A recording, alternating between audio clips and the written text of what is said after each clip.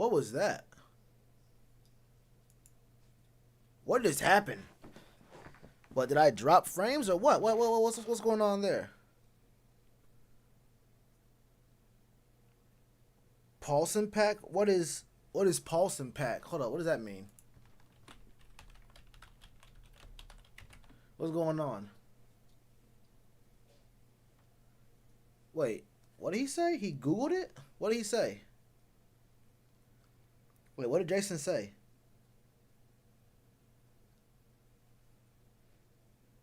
He said Paulson pack? I don't know what that's supposed to mean. What's that? Oh, did he Google it or did he go on did he search it on Twitter? Hold up. Hey, Jason Hewitt just said something crazy. Okay, I see. Oh, yo, Roberta Paulson is the girl who got clapped. Oh, I see. Oh, okay. I was trying to figure out what Jason Hewitt was talking about. Hold up. Might have to let Claire out. She going crazy right now. I'll be right back. Give me 1 second. Hey, Claire.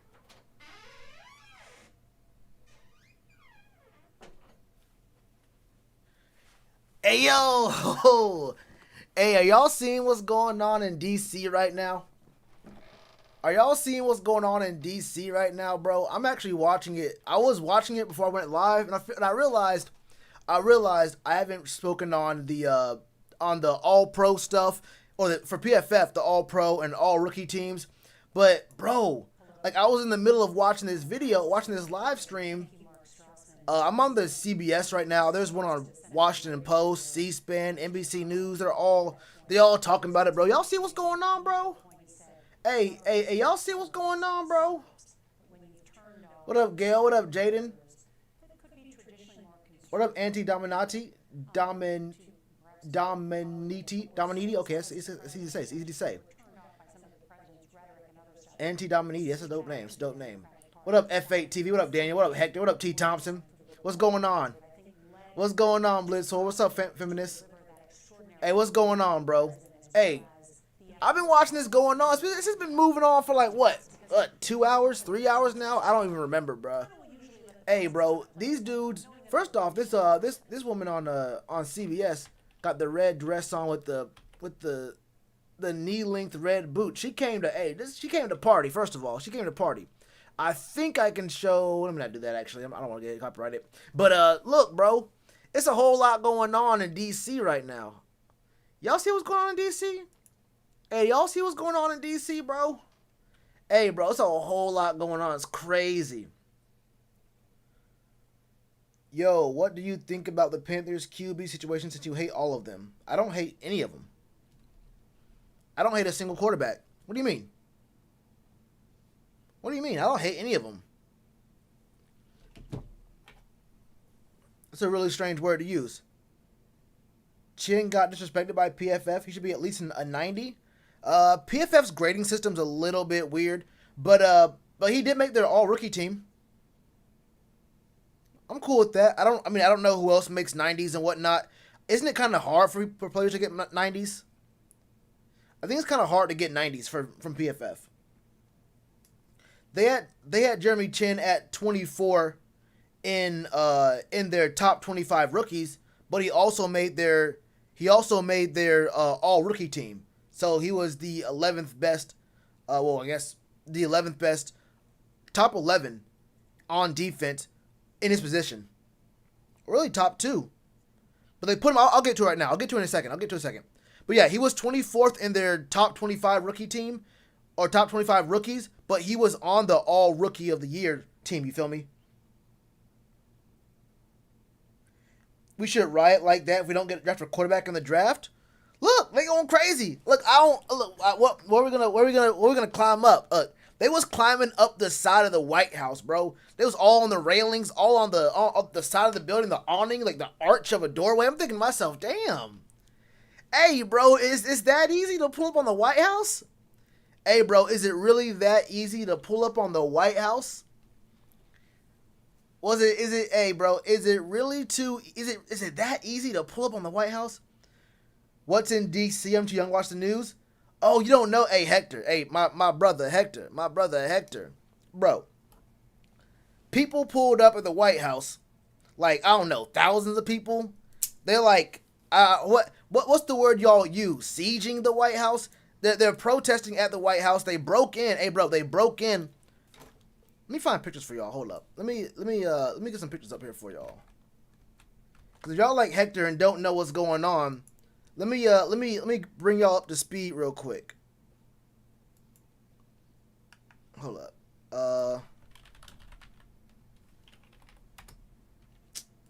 Damn it.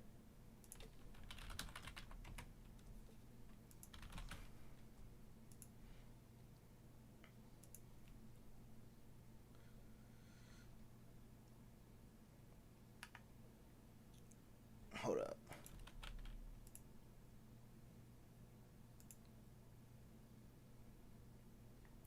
Can I find the pictures?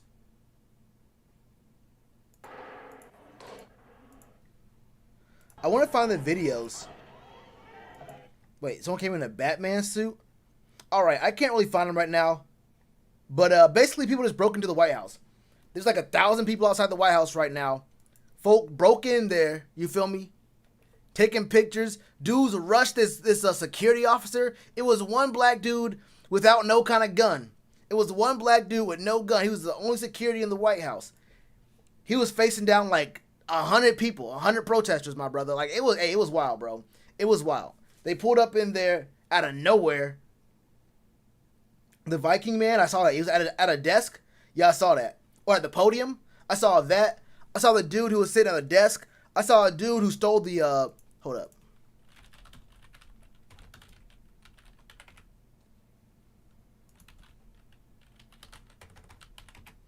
I saw a dude who, I can't find on Google right now. That's kind of wild. I can't find the image on Google. I may have to just go. Let me scroll through here. I'll show you this. I'll show you this. This is on yahoo.com, which I fucking hate. It's all good, though. Oh, this is the wrong, this is the wrong shit. Alright. This is what's going down right here. Dude's pulling up at the White House. He's in Nancy Pelosi's chair right here. These dudes pulling up on the Congress floor, it looks like, in the Senate chamber. These dudes just sitting at a desk right here. Hold up. These aren't even the good pictures. There was pictures of dudes who were like stealing the podium. They were stealing the podium from the White House. Dudes was just pulling up. They were chasing around these security guards and whatnot, bro. What up, Diva?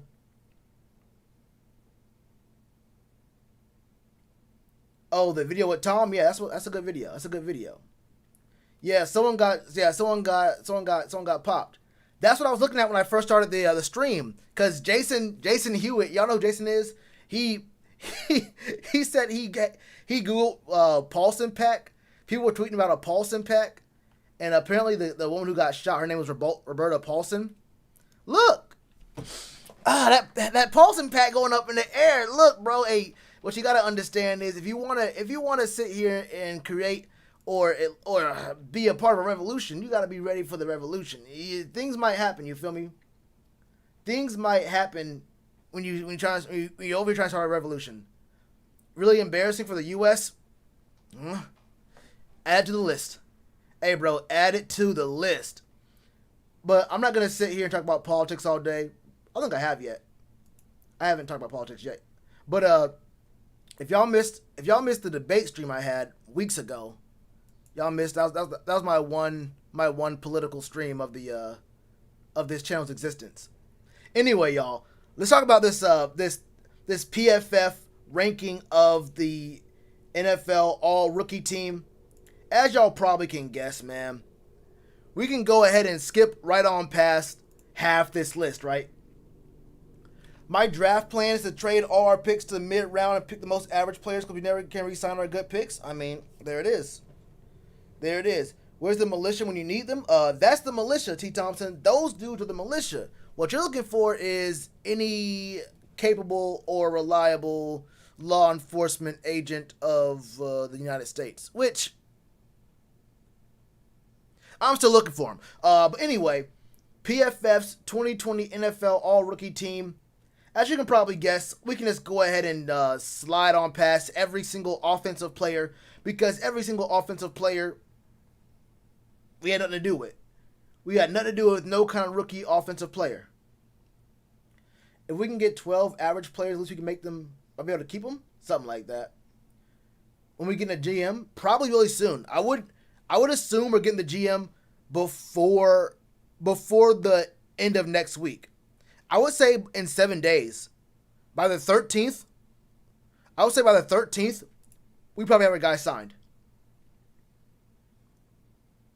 Probably get you guys signed by the 13th. And I'm going to break down a few guys. I have a video ready to go about Joe Schoen.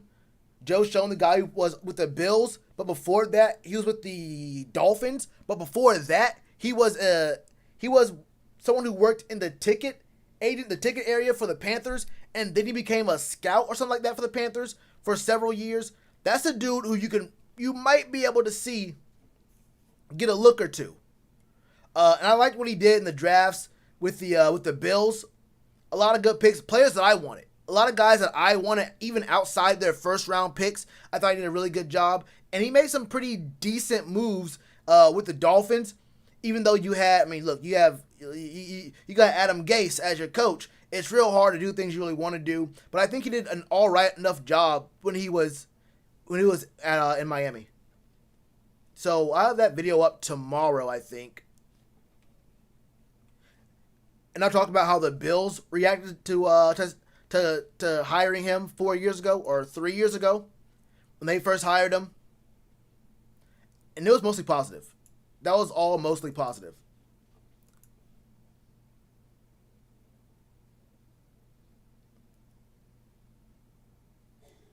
Did Josh Jacobs get a DUI? I don't know about that. The Strong interview? I don't know if that was him. I don't know if that was him. I looked up this kid, Desmond Ridder. If we don't get a QB in the first round, we could get him in later rounds just to see what he could do for us. I don't know. I feel like there's not very many late round quarterbacks that I really like. And obviously, you get into the argument about, this guy was a second round pick quarterback and this guy was the third quarterback on the board. And it's really hard to compare every single, second round quarterback to each other. They're not all equal. And, not every third highest graded quarterback in the draft is going to be good as the next, third highest graded quarterback in the draft. You can point to where guys got picked and whether or not they were reaches and whatnot. I don't know.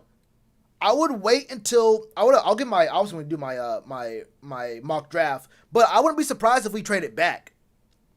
There's going to be quarterbacks on the board at number 8. I would not be surprised if another team is looking at a quarterback and we move back 4 or 5 slots and get more picks. I would not be surprised. I'm not really a big fan of Parsons. Unless you're saying you want to move Jeremy Chin back to safety. I've heard talk about getting Parsons to play outside linebacker and moving Jeremy Chin to middle linebacker. If someone tells you they want Jeremy Chin playing middle linebacker and Parsons outside and we keep what we have at strong safety, just stop listening to them. I've heard that way too much. I've heard the talk about getting Parsons and making Jeremy Chin our middle linebacker. I'm all right. I'm a little bit more okay with getting Parsons and moving Jeremy Chin back to strong safety. I think it takes away from what he can do at the line of scrimmage and in the box as a linebacker. But I understand if you want to get an actual linebacker there and he has some better skill at strong safety with Jeremy Chin playing where he's supposed to be playing. But if you're talking about moving Chin to the middle linebacker spot, then we can't talk about football. Sarah Fuller, she a bad bitch. Yeah, cornerback. I even said this before this year even started, talking about how I wanted to pick up a cornerback for this year or for this upcoming draft. Because I was like, look, it's going to be real hard to, this is when I thought there was going to be no football at all. This is back when I thought that we would have no college football and we wouldn't be able to see anyone. I was thinking like, look, bro, it's kind of hard to find out about these cornerbacks, bro. And you want to see how they do against quarterbacks this year, and and there's some guys who I have major questions about, and sometimes it's a little bit hard to find out what you really want there with corners. Some guys, and are they going to work well in our scheme? Because you can get a guy who looks really good in man coverage, but if we're running zone, 80% of our plays, then what's he really going to do there? You feel me? Or we have a guy who plays press a lot, but we're playing a lot of off man, or we're playing, with some really strong cushion, then it's like, does his skill set fit us even though he is the best player available? Will it be like, will the scheme mesh with his skill set? Or are we going to force him to become something that he's not and then, have a lesser of his potential being reached? It's all part of that. What's the verdict on Troy Pride and Stanley? Well, Stanley barely played, and he's a developmental player. And Troy Pride is just small. He's got to get bigger. There's no verdict. There's no verdict on them. Troy Pride just got to get a little bit bigger, get an actual offseason. And Stanley is a special teamer, in my opinion. But, I mean, that's what he was always going to be this first year.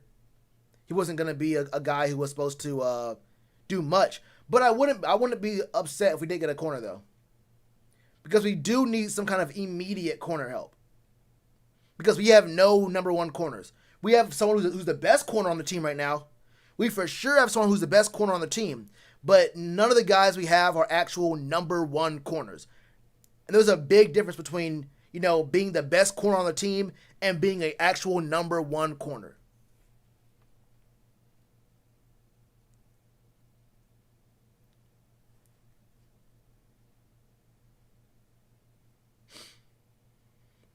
A couple pieces away? From being elite? Maybe. I say 3, maybe 4. Because we're one-dimensional in our coverage. The thing is, if we're not running zone across the board, the coverage is so bad. Like if you have a good tight end, we can't play anything. Like if the quarterbacks we played this year, the teams who had good tight ends, if they just went to the tight end every single play, we would have been so much worse in coverage. Because one, we don't have any man coverage, and two, tight ends are the best of any position, of any running backs, receivers, of finding the soft spot in the zone and sitting down there. And honestly, we have no linebackers, no safeties, no corners who can cover tight ends at all. So I want to find someone who can play man, someone who could be a number one corner. I don't mind Trey. Trey's all right, but at some point you really gotta go ahead and upgrade that as well.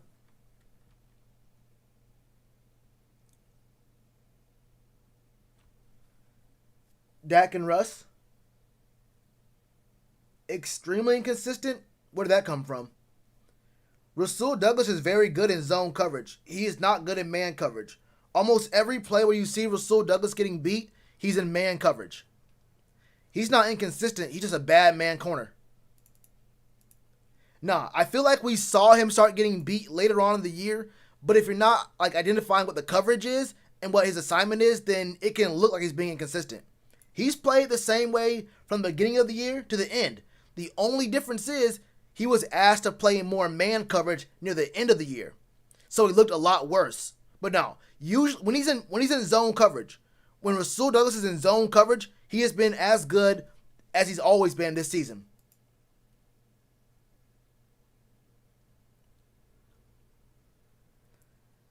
Top of the third? No, you're both wrong.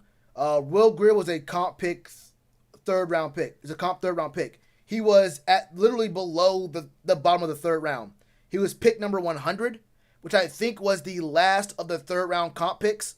So it was the very end of the third, but it wasn't quite the fourth. It was actually, I think you're right. It was kind of the top of the fourth because it was the very last third round comp pick, but it was definitely not the top of the third. Yeah, definitely not top of the third. Yeah, that was Machiavelli back when it was Captain Munderland and we were worried about the slot, and that was really the main issue, really the only issue we had, and that's why Shaq Thompson had so much value because He can just stay on the field. We have an outside linebacker who can play against these slot receivers. But nowadays, I mean, look, it's a couple other things. But yeah. So of the PFF's all NFL or all rookie team in the NFL, you start off the list on defense. The very first name you see is Derrick Brown. We've heard all the stories. You heard about how in college there were questions about whether or not he could bring any kind of pass rush and any kind of pressure in the pass game. Everyone knew he could stuff the gaps. I mean, he was a big dude, obviously, and he's a magnet for double teams. If you don't double team Derrick Brown, you're gonna have a bad day. So everyone knew he could be a really good run stuffing defensive DT, but he brought a lot more value in the pass game than anyone really expected, I think. And that was without having a really good DT beside him. Look, I respect Bravey and Roy. You feel me? We had some pretty good backup DTs, but it wasn't like these were guys who were gonna demand respect or attention from the O-line. So you could still very safely double team Derrick Brown and just say, okay, right guard, win this one-on-one with this guy right here, and we're going to handle this man Derrick Brown on this side.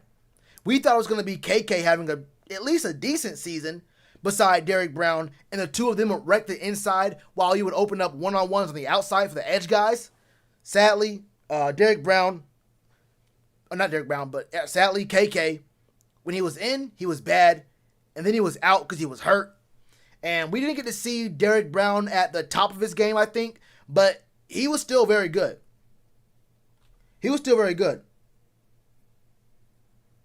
Yeah, FA's good.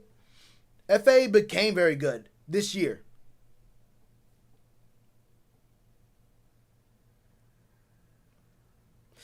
Yeah, I don't know what to think about Christian Miller. I feel like, I don't know, bro. I don't know. Him opting out, I understand it, but too many dudes stepped up, especially on the edge. I'm not sure what Christian Miller's, what his value is, because he was never really a coverage outside linebacker, and we have plenty of pass rushers. That we have tape on. I'm not saying you would cut him, but he has to earn his spot back on the team. Plus, that was moderate draft capital used on him, so that could give him a little bit of security, but I would not be surprised if something happened. Especially if we get Parsons. If we get Parsons, Christian Miller has to get cut. I think, because you would rather keep FA or who else? You'd rather keep FA. You'd probably rather Marquise Haynes. Rather keep him. Yeah, there's just too many dudes on the roster right now who are just good outside linebackers and edge rushers. Yeah, Stephen Weatherly, he's been awful. He's been alright. He was you know what? He wasn't that good. He wasn't that good. I'm trying to say anything too bad, but yeah, Stephen Weatherly wasn't that great. He wasn't that great. And old Matt Ryan is better than Teddy Bridgewater. I mean, yeah. Matt Ryan's a legit starter in the league. The only reason Matt Ryan got a lot of blame for the Falcons losing. I don't think it was mainly Matt Ryan. But they do need to get a new quarterback in there. He's just kind of older. But Matt Ryan was not the main reason why they were losing. In the same way that Cam wasn't the main reason why we were losing. But it's also kind of in the same vein, in a different way, of why the Falcons need to move on from Matt Ryan and why the Panthers had to move on from Cam. It was just time to move on. They still have their contracts, Diva. I'm pretty sure they do still accrue a year, though.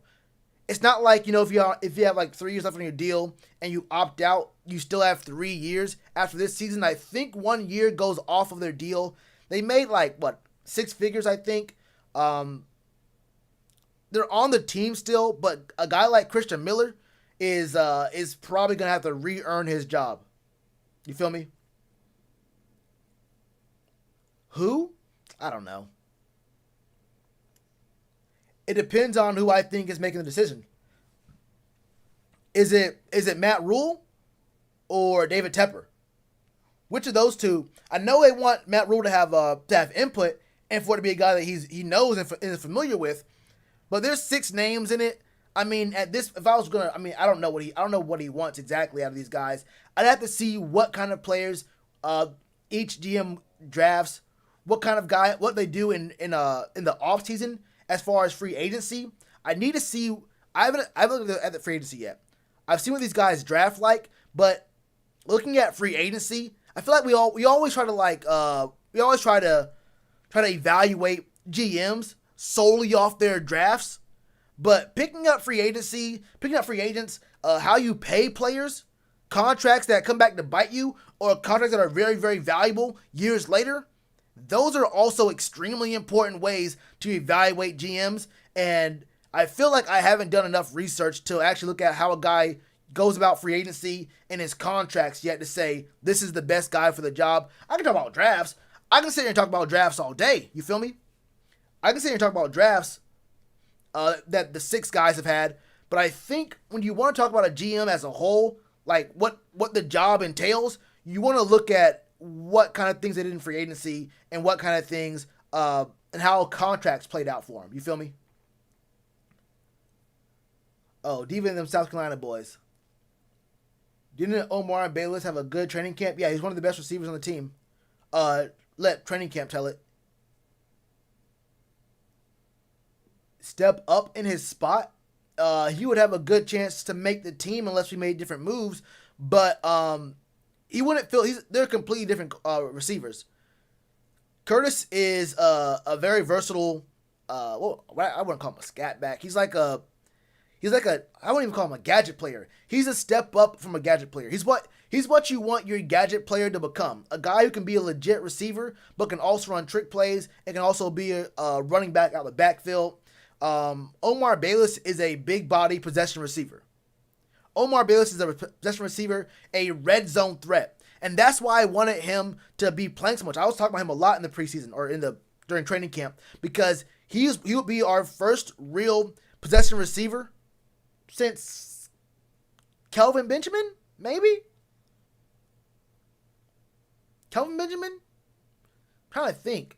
Maybe our first big body receiver. You feel me?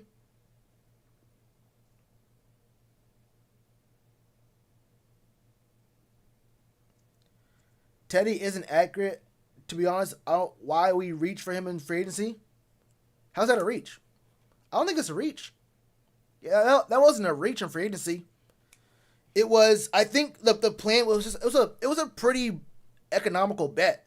I mean, all they did was this. The mindset was, okay, we have Joe Brady.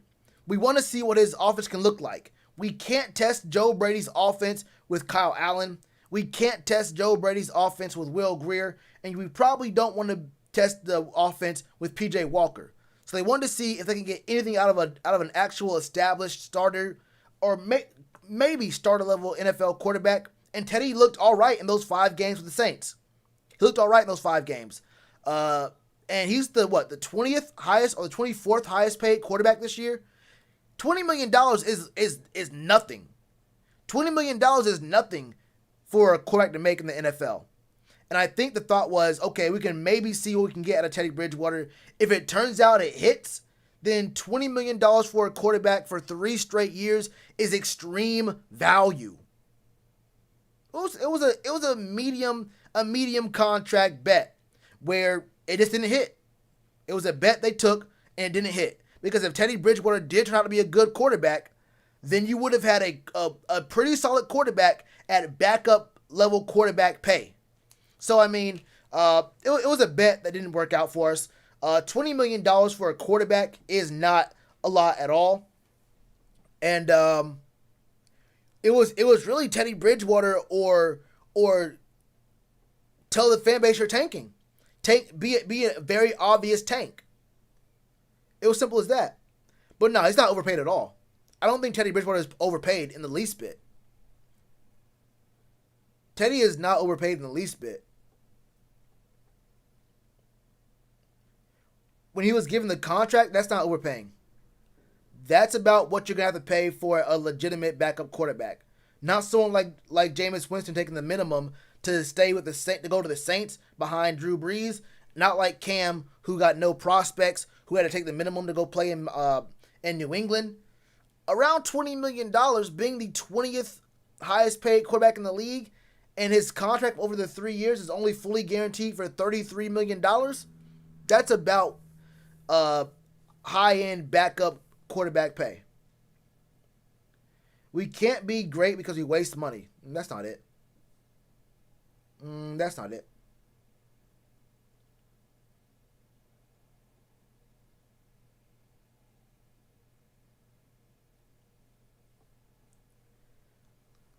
The Lions' offense is pretty good, and Stafford didn't shine.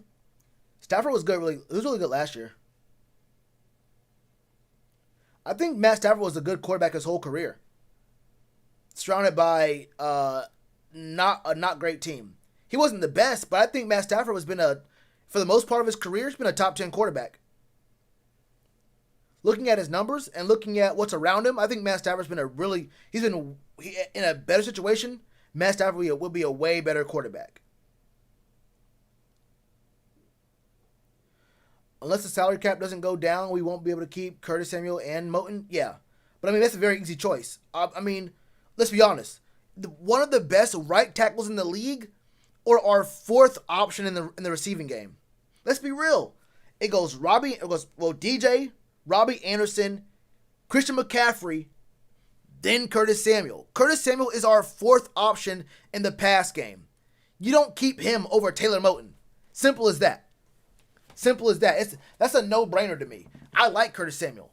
This is part of the reason why I was saying weeks and weeks ago, months ago, that you had to trade Curtis Samuel, because there was no guarantee that you'll be able to re-sign him, and you can only get, maybe a fourth-round comp pick for him. And that's maybe a fourth-round comp pick. It could be fifth, depending on how much he gets paid. But, yeah. I mean, it's a no-brainer. You tell me to choose between Curtis Samuel and Taylor Moton? I'm saying Taylor Moton. No, I wouldn't take a bet. I wouldn't bet on any veteran quarterback at all. I would sign Jameis Winston for cheap. $10-15 million over 3 years. 3 years, $30 million, $35 million for Jameis Winston. Probably, but another 3-year deal that's really a 2-year deal. I would do that for Jameis. Maybe even. Well, the problem with that is that we have Teddy. Teddy's going to cost us $20 million no matter what. So you have to either trade Teddy, which is not going to happen, or eat dead money. So you're going to have him for a while anyway, and then either this year or next year we're drafting a quarterback. So you really can't sign anybody. You can't sign a free agent or a veteran quarterback this year. I mean, it'd be dead money. So no, you couldn't really do it. You have to roll with Teddy Bridgewater next year.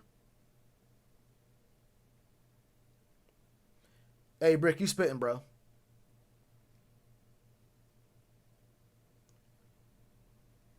The Dolphins? Maybe. I could see him on the Chargers. I could see him play for New England. I could see him. Well, I don't know what Bill Belichick would actually pay. Would he worked well in their system though. He would work really good in their system. I think Kurt Cole will look real good in New England. Who else is there? The Titans? Well, they don't really need a receiver. The Ravens, maybe? Do I really trust Lamar as a passer? I don't know, but I mean, he could work well with their run game, and he add another dimension. Actually, add another dimension to the Ravens game as a whole. But yeah, Dolphins will be a good spot. I don't know if I believe in Tua just yet, though.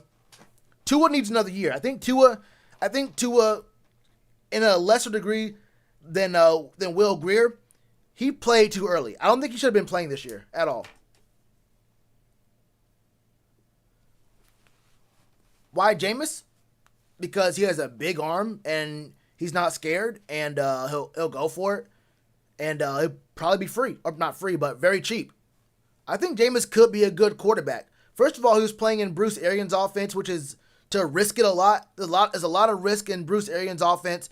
Those deep throws, and we actually have we had with Curtis Samuel a receiver core that can support that, and at least with Jameis, and we could probably see if he learned anything behind Drew Brees.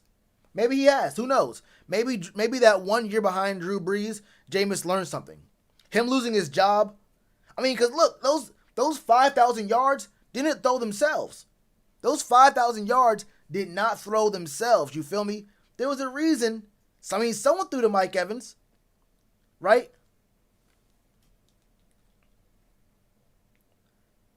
Curtis will be number one on a couple teams. Yeah, he'll be number one on a couple teams, but he is best suited to be number two.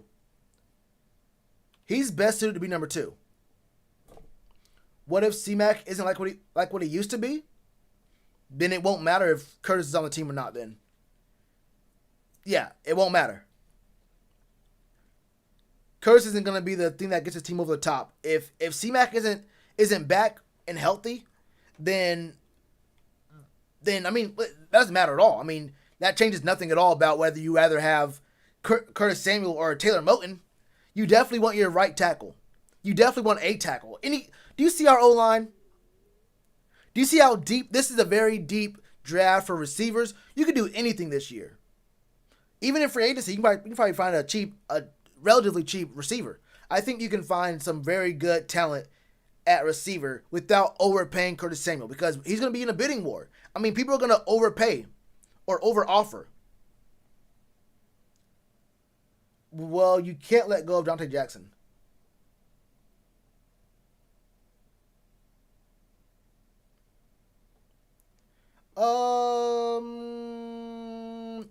No one thought that about Curtis Samuel. And I thought Kyle Allen did a pretty decent job. I mean, considering who he was. Because Kurtco had, 650 yards, 6 touchdowns, 2 rushing? Those are good numbers for number 3 receiver. Number 4 receiver. No, number 3. Because it was C-Mac. It was DJ C-Mac and then Curtis. I mean, for the third leading receiver on the team to have 600 plus yards and 6 receiving touchdowns, that's really good. Could he have had more? Of course. But I mean, those aren't bad numbers considering it was Kyle Allen throwing to him. Who dat? I don't know. You tell me. Hey, tell me in the playoffs. Hey, let me know. Let me know how y'all do in the playoffs when them refs come out. Hey, when them refs come out, let me know how y'all be doing. James Bradberry. Look, bro, all I'm gonna say is when I was making videos almost daily talking about how important James Bradberry was before the 2019 season. Like literally as soon as the 2018 season ended, I was making videos talking about how important James Bradberry was. And those weren't popular videos. My opinions weren't that popular. People were talking about how James Bradberry was only halfway decent, an average cornerback because he doesn't get interceptions. I'm not saying you were saying that. I'm saying that there was a lot. And when I say a lot, I mean a lot. Because I was looking. Not just on my channel, on other channels, the Panthers subreddit or whatever. There's some pretty... I won't say that. Actually, I will say that. There were some pretty good and some very horrible opinions on the Panthers subreddit. But there was the same people over there who was talking about how good Bradbury is now for the Giants. Those are the same people who were saying he was average and not good. And there's no need to pay him after last season. So, I mean, it is what it is. Yeah, he did.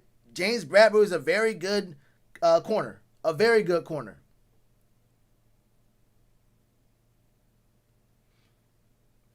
Yeah, Mike Davis was a bad take. I thought it was garbage. Yeah, everyone gets something wrong. Everyone's wrong sometimes. Me less often than most. But yeah, everyone gets things wrong. I thought that James Bradbury was horrible. I thought not him. I thought Mike Davis was horrible. I thought Dante couldn't be redeemed. I said there's no shot he ever becomes a better corner because he's uncoachable. Turns out, coaching change, no more Eric Washington. Dante looks good. He was playing consistently. Got his little toesy hurt. He got a little piggy hurt. One of his little piggies was hurt. But he was pretty good. I said that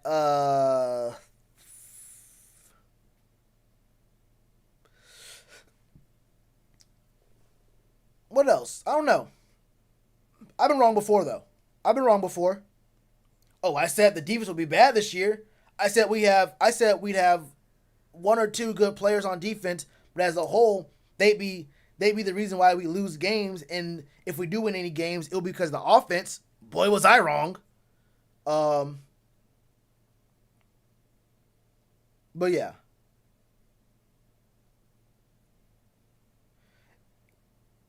But yeah. I've been wrong before. A handful of times. Wait, what the fuck? What page am I on? Oh, here it is. All right. So after 130 minutes of me talking about everything but the all-rookie team, Derrick Brown was the first player in here as a defensive interior lineman. All right, then you got Raekwon Davis for the Dolphins. Chase Young made it. Chase Young made this list over well, no, Brian Burns is not a rookie. But Chase Young making the list is good. Chase Young is good. I want to say that before I get too deep into this. Look, Chase Young is a good edge rusher. He's not just getting attention because he was the second pick in the draft, right? Like, Chase Young was actually a very good edge rusher. I'm not going to sit here like, oh, damn, bro. See, this man was a high draft pick. If he was picked in the second round and if, Jeremy Chin was picked in the first round, it'd be different. Maybe it has something to do with it, right? Chase Young, him being a high draft pick has something to do with some of the love he's been getting. But Chase Young had a good year. He had a good year. And as a rookie, I understand this. Alex Highsmith, I won't lie to you. I didn't watch very many Steelers games. I don't like the Steelers at all. There's only like 3 teams in the entire league that I don't like.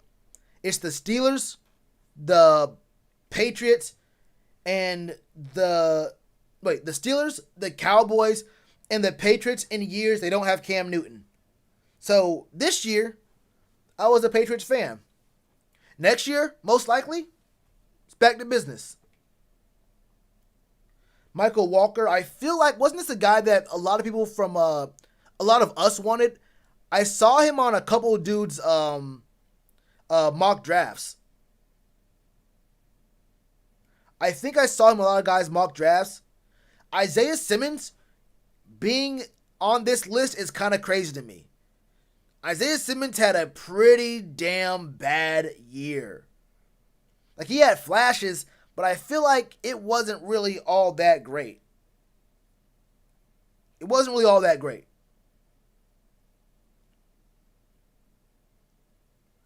Did I hear about Cam going to the Skins for 30 mil? Did not hear about that.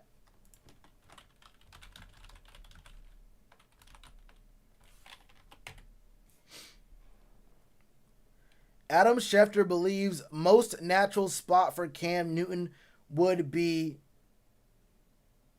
Washington. Oh my God. This is this lazy ass journalism. What the fuck? I mean, look. Yeah. It's Ron Rivera. And Ron did just pick up Kyle Allen. Yeah, I watched it all. Why is Brad Stevens on my screen?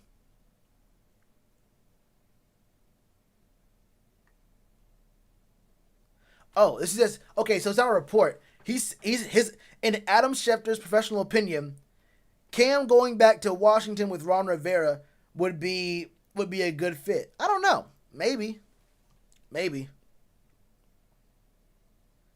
I mean, I can see him with the Colts. I would not hate to see Cam with the Colts. I would like that. Cam on the Colts. Cam on the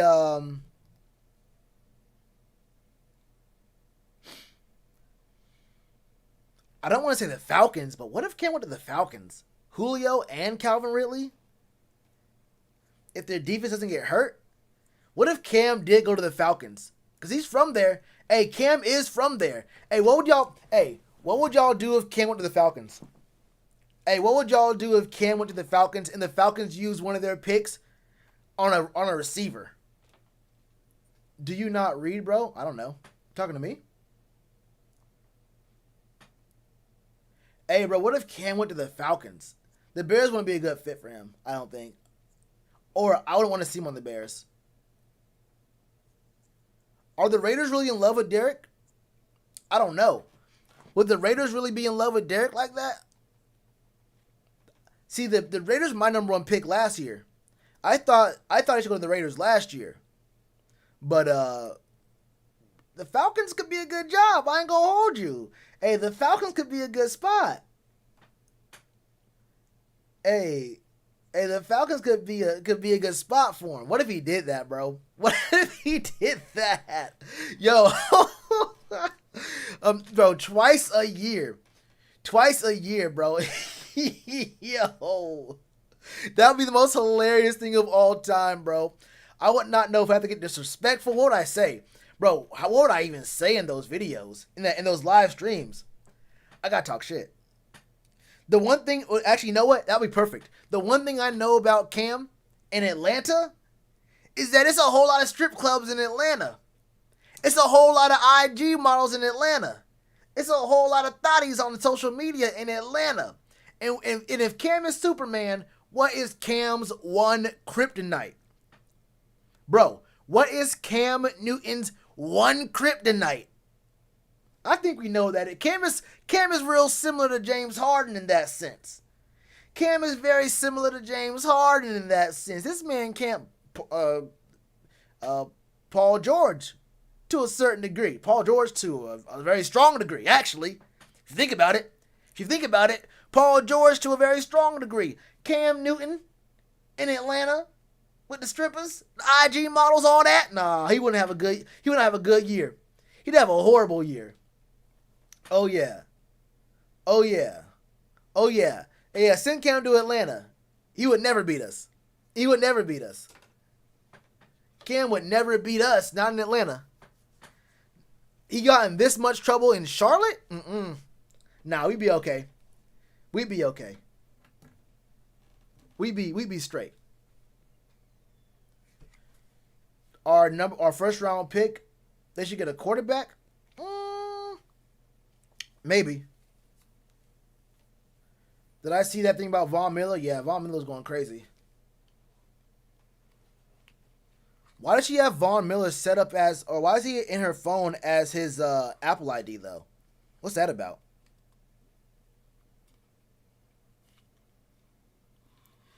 Wait, did he say he wanted to abort the kid? I think he said he was praying for a miscarriage. Now, it's not much better. That's not much better, but you feel me? It's a little bit different. You feel me?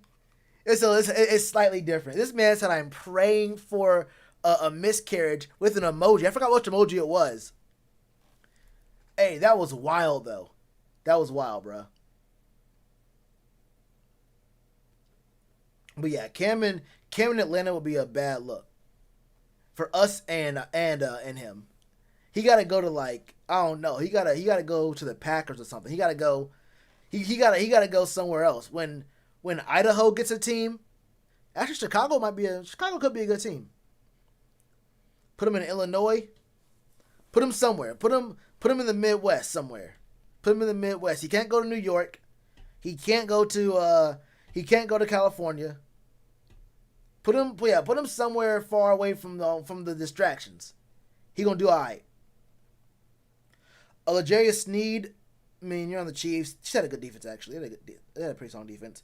Cameron Dantzler was another dude I was looking at in this draft, who I liked a lot, actually. But he did pretty well. Antoine Winfield Jr., a player who I think just about every single Panthers fan had on their draft board at some point. Antoine Winfield Jr. was on a lot of my draft boards, on my mock drafts. Antoine Winfield Jr. was a monster. In fact, I'm pretty sure he was on all of my draft boards. And if I didn't have him in that spot, I had an O lineman, which I was thinking like, look, you gotta have an O lineman somewhere, right? But Antoine Winfield Jr. was a player who was really, really good. And I think you already knew he was going to be straight in the NFL. Let's go down to Jeremy Chinn. He's listed as a flex. As you can see, there's only... Wait, hold up. Yeah, there's only 2 linebackers listed here. You would think they'd have 3 linebackers, but they made him a flex. He made him a flex D safety. So he's listed as a safety still for some reason, but he played linebacker all year. Actually, he played everywhere. He played linebacker, he played corner. You saw him play some safety snaps. So it even says here, he played over 200 snaps in 3 different places. In the box, in the slot, and at safety. So you understand just how valuable this man Jeremy Chinn is. He made the all rookie team. The biggest thing for me about Jeremy Chinn is what do you actually want to do with him? I think moving forward, the biggest question isn't about his skill set. It's about where you think his skill set is most useful. Do you think he is most useful at linebacker? Do you think he'd be better off playing back further as a safety? Do you think he has more value maybe playing in the slot? I don't know about that. Like a big nickel kind of thing. You can't your base defense can't be big nickel, so I don't know about all of that, honestly. Also, I think Sam Franklin can probably play if you wanted to. If you don't want to draft Parsons, you maybe could put Sam Franklin on the outside linebacker spot and then make Jeremy Chinn a safety. I thought Sam Franklin looked pretty good. I don't know what his coverage looks like, but he was a safety. But he looked pretty all right when he got a chance. But yeah, Jeremy Chinn on the all-rookie team, I think to no one's surprise. I got kind of worried when I got past the linebacker spot. I saw Derek Brown. Okay, let's scroll on down here. Chase Young, obviously, edge rusher. I see linebacker. Okay, linebacker. Isaiah Simmons. Okay, corner. I said, hold up. What's going on here? And then you see the first safety. I see Antoine Winfield. Okay. Okay, that's one safety. That's one safety. Then you go even deeper and you see Cameron Curl. I'm like, hold up. I said, hold up. I seen 2 linebacker spot. I seen 2 safeties. He wasn't listed as a corner. What's going on here? I said, I got real worried before I scrolled down even further and saw he was a flex.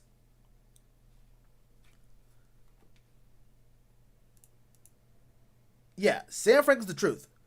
The truth, he was ready. He was always ready. And Justin Burris was good too. That's the big thing for me. I don't think that Justin Burris or Sam Franklin looked bad in their reps. Hold up. I actually want to look at this.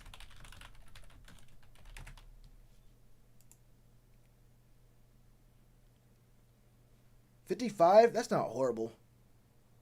That's not horrible.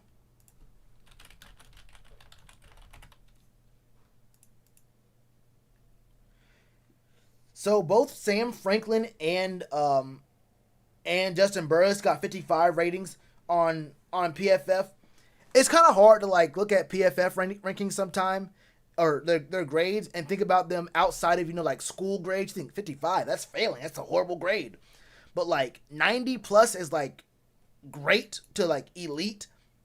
You see players get 70. 70s are those are good numbers. You get a 70 plus grade from PFF, you're starter caliber kind of player. But Justin Burris and Sam Franklin weren't bad this year. Neither one of these dudes was that bad this year. 32 receptions allowed. Hold up.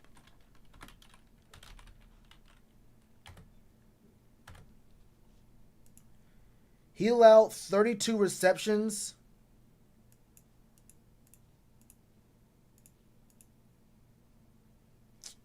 Wait, what the fuck? What is this? Why is it like this? Hold up. There's a different snap count.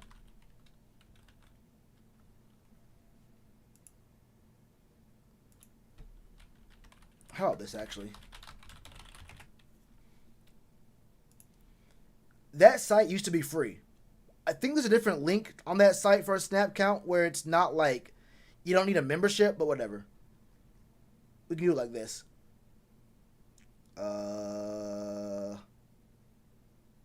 Wait, it only shows offensive snap counts? Wait, no, I do this. I can do this. Tackles. Sort by low. Sam Franklin and Justin Burris. Actually, that's not a lot of snaps. I thought that Justin Burris played a lot more snaps, but I mean 42, 32, 35 the first 3 weeks, and then he was kind of phased out of the games. Hold up. Whoa. Wait, no. Looking at special. Never mind. Okay, I was looking at this. I was looking at like kickoffs and punch and whatnot. Yeah. So on defense, he played all game. Yeah, on defense, he played all game. You see 100, 198, 65, and 63 right here. I mean, those are when Sam Franklin played, I think. But Sam Franklin didn't get on the field very often.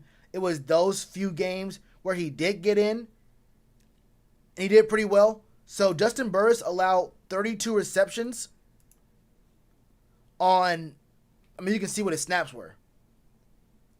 About averaging like 60 plus snaps a game. So allowing 32 receptions when you're playing all these games, all these snaps, that's not bad. Especially when you consider Justin Burris a 4th round pick from the Jets 4 years ago. That's not bad.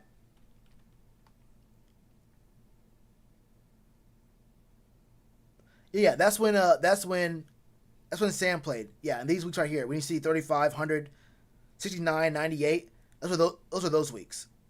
And then he came back, week 10? Yeah, week 10 he came back, and he played about 60%. And we did see, obviously, Sam Franklin play 40%. But after that, after he came back, that one game after he came back, he played all snaps.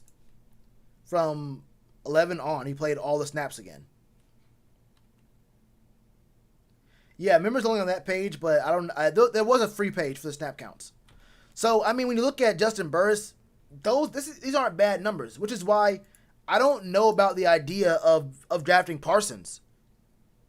Like, why would I get Parsons when we had decent, pretty good enough strong safety play to where you can keep Justin Burris or Sam Franklin there.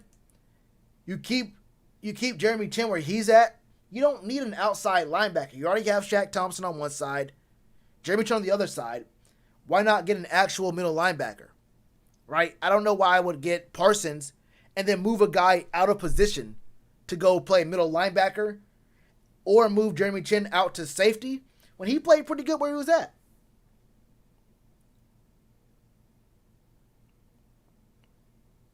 Right? Is DJ getting traded? I don't think so.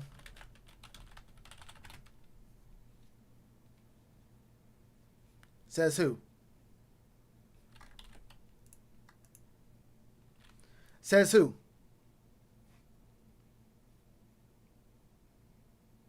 Who said that? I don't think DJ Moore's getting traded, brother. But let me go ahead and get rid of this tab with that Trump shit on it. I mean, we have a pretty strong, we have a decent looking strong safety duo. I wouldn't call them starter level. I wouldn't call them top of the league, but I mean, they played well enough last year to where I don't think I really need to address or move Jeremy Chin from where he was to where they are, because we have to cut one of them, and they played well enough to where I don't think they were ever really the main problem. Now, there were times I did see Sam Franklin not really in the right spot in coverage, chasing instead of being behind his man, like I guess in front of his man, but between him and the end zone. But I mean, I think Justin Burris and Sam Franklin played well enough to where I wouldn't move Jeremy Chin outside of outside linebacker to displace one of them just to draft Parsons in the first round. You feel me? Should we franchise tag Curtis? No, not a chance at all. Curtis Samuel is not worth the average of the top 5 contracts for receivers in the NFL.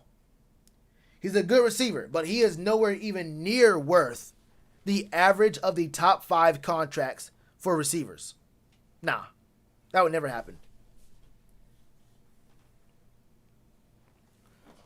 That would never happen. Oh yeah, but yeah, we look at free safety. No, when you look at free safety, that's up for grabs. I don't know of very many good free safeties in this draft. Are there any like upper tier free safeties in the first round? I don't think so, right? You'd have to trade down, right?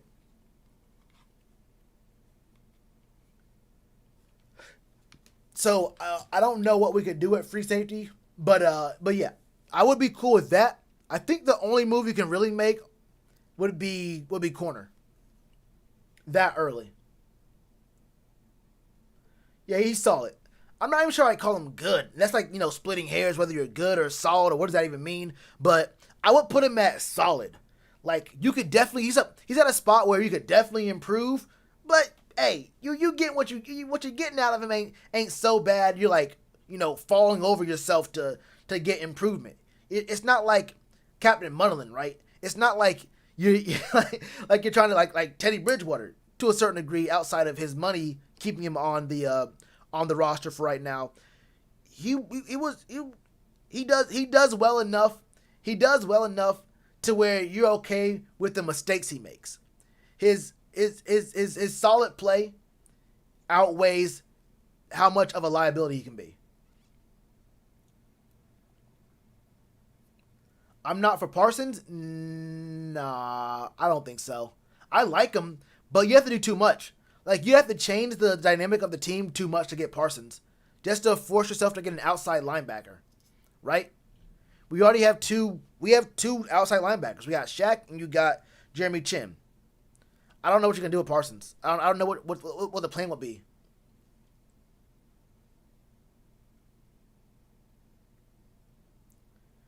What does barbecue chicken alert mean? How do I explain barbecue chicken alert? Hey, for y'all there in the chat right now who know what barbecue chicken alert is, how would y'all explain that to someone who doesn't know what barbecue chicken alert is? Like, how would you explain it? It basically, like, it means you're getting cooked.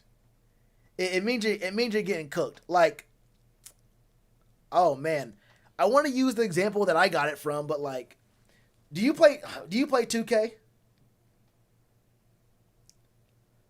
Like what Terry Rozier did to KD last week. That was barbecue chicken alert.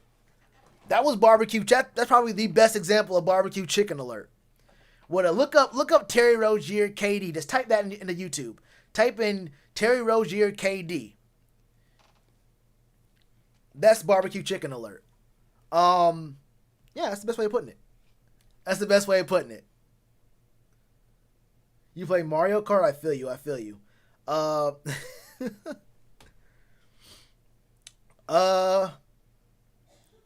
would I put that?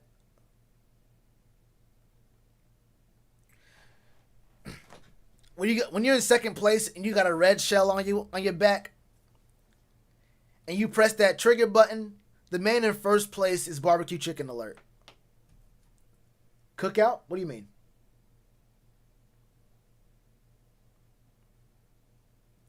Is there a corner like Okuda's level in this draft? There's a couple good corners. Okuda was like one of those dudes that you gotta get. Like Okuda was a corner so good, it was kind of like what people think about Penei Sewell, right? Where he's the next guy. If you're not getting a quarterback, you need to get this dude right here. That's what he was. I don't know if there's any corners like that. Farley's good. Surtain is good. I would probably go for Farley, personally. But I mean, if one's gone, the other's there. I'm taking the other one. with a smile on my face. Yeah, like Josh Norman and Derrick Henry. Exactly right. When there's a mouse in the house, and you start whipping up, and you start, yes sir, yeah, he got toasted. Exactly.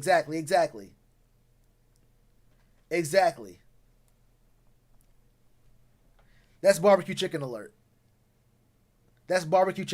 Exactly right. Yeah, Machiavelli knows what he's talking about. Exactly. Who do I pick right now? Probably Slayton.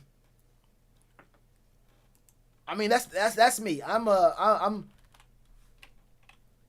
little bit of a, I guess, of a boring picker. I think our O-line needs help.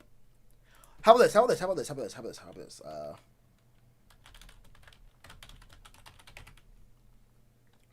Let's go to the top 3 mock drafts. Would I trade up? No, I wouldn't trade up. To what spot? I think it would cost too much to go from 8 to 3. It would be way too much to go from 8 to 2. The Jags and the Jets. The Jags aren't coming off number 1. First of all, the Jags, there's no package you could offer the Jags to get them off number 1. The Jets would come off number 2, but they're looking for the best deal possible. I would not be surprised if the Jets are looking for the best deal possible, and they're gonna try to squeeze everything out of you. The Dolphins have number 3, right? The Dolphins have number 3 from the Texans. I'm pretty sure. They would move their pick. Although I wouldn't be surprised if the Dolphins want to get Sewell to protect Tua.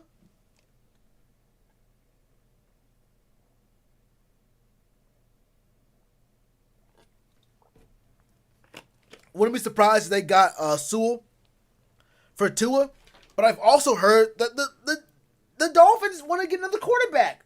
They had Josh Rosen. They traded for Josh Rosen.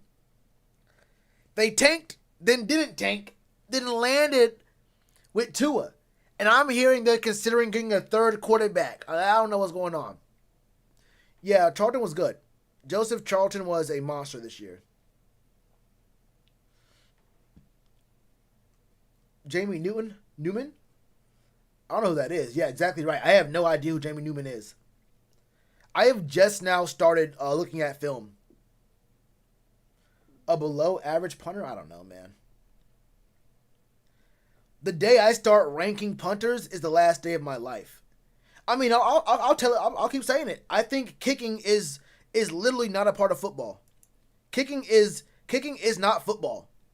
Punting is not football. Kicking off is not football. Field goals is not football.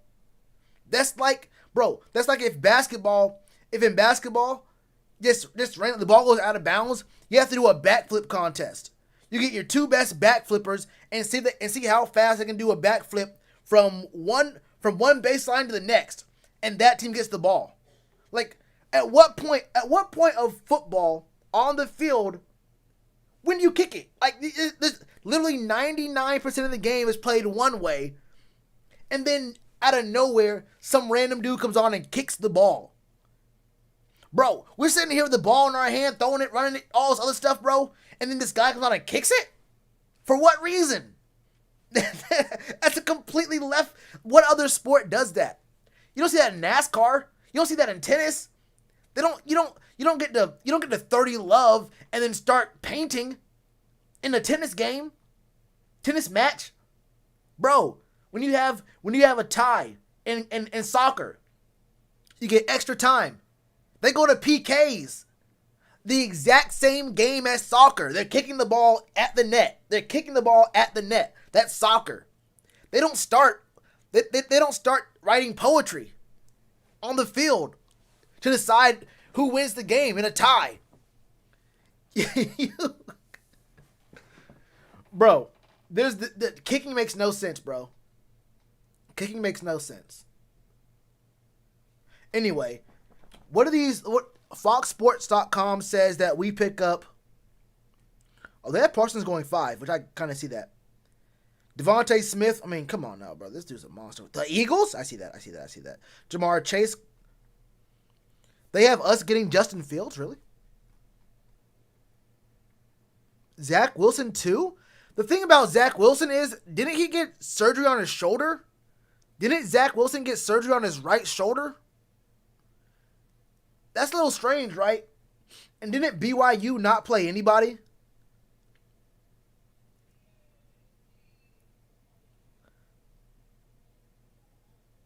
Sly extension? I don't mind that. I don't care about it was alright. I don't mind Sly. I don't mind Sly.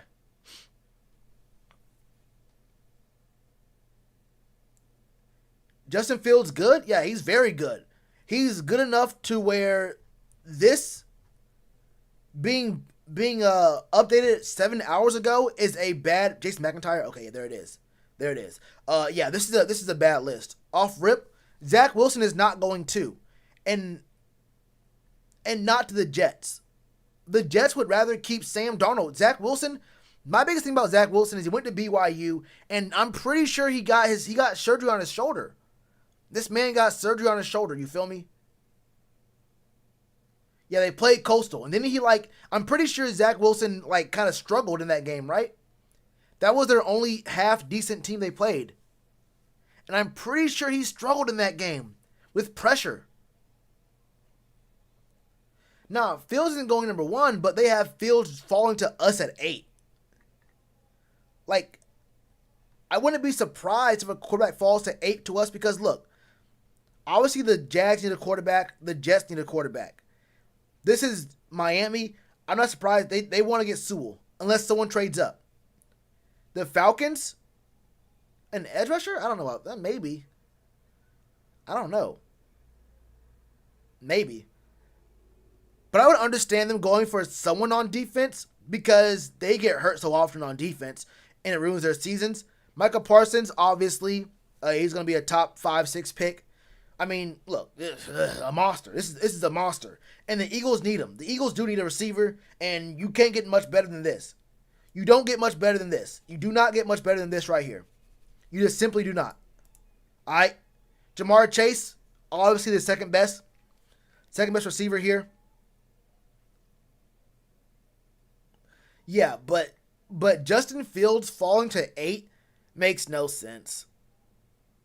Makes no sense. I mean, look. I've been talking about not getting a quarterback. If Justin Fields falls to 8, get a quarterback. Don't listen to me. Get a quarterback if Justin Fields falls to 8. I've been saying this consistently. I've said there's only 2 quarterbacks that I want if we're picking in the first round. If we're picking in the first round, there's only 2 I want. One is the guy we can't get. The other is a guy I'm assuming we can't get, but let Fox Sports tell it Justin Fields is going to fall to 8.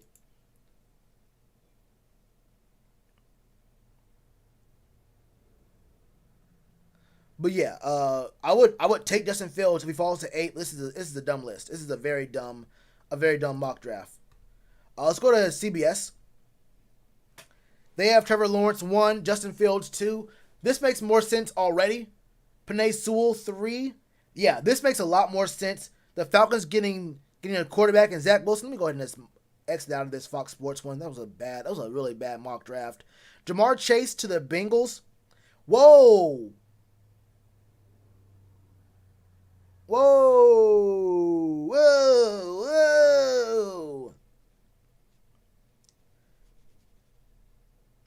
But yeah, this is a good pick.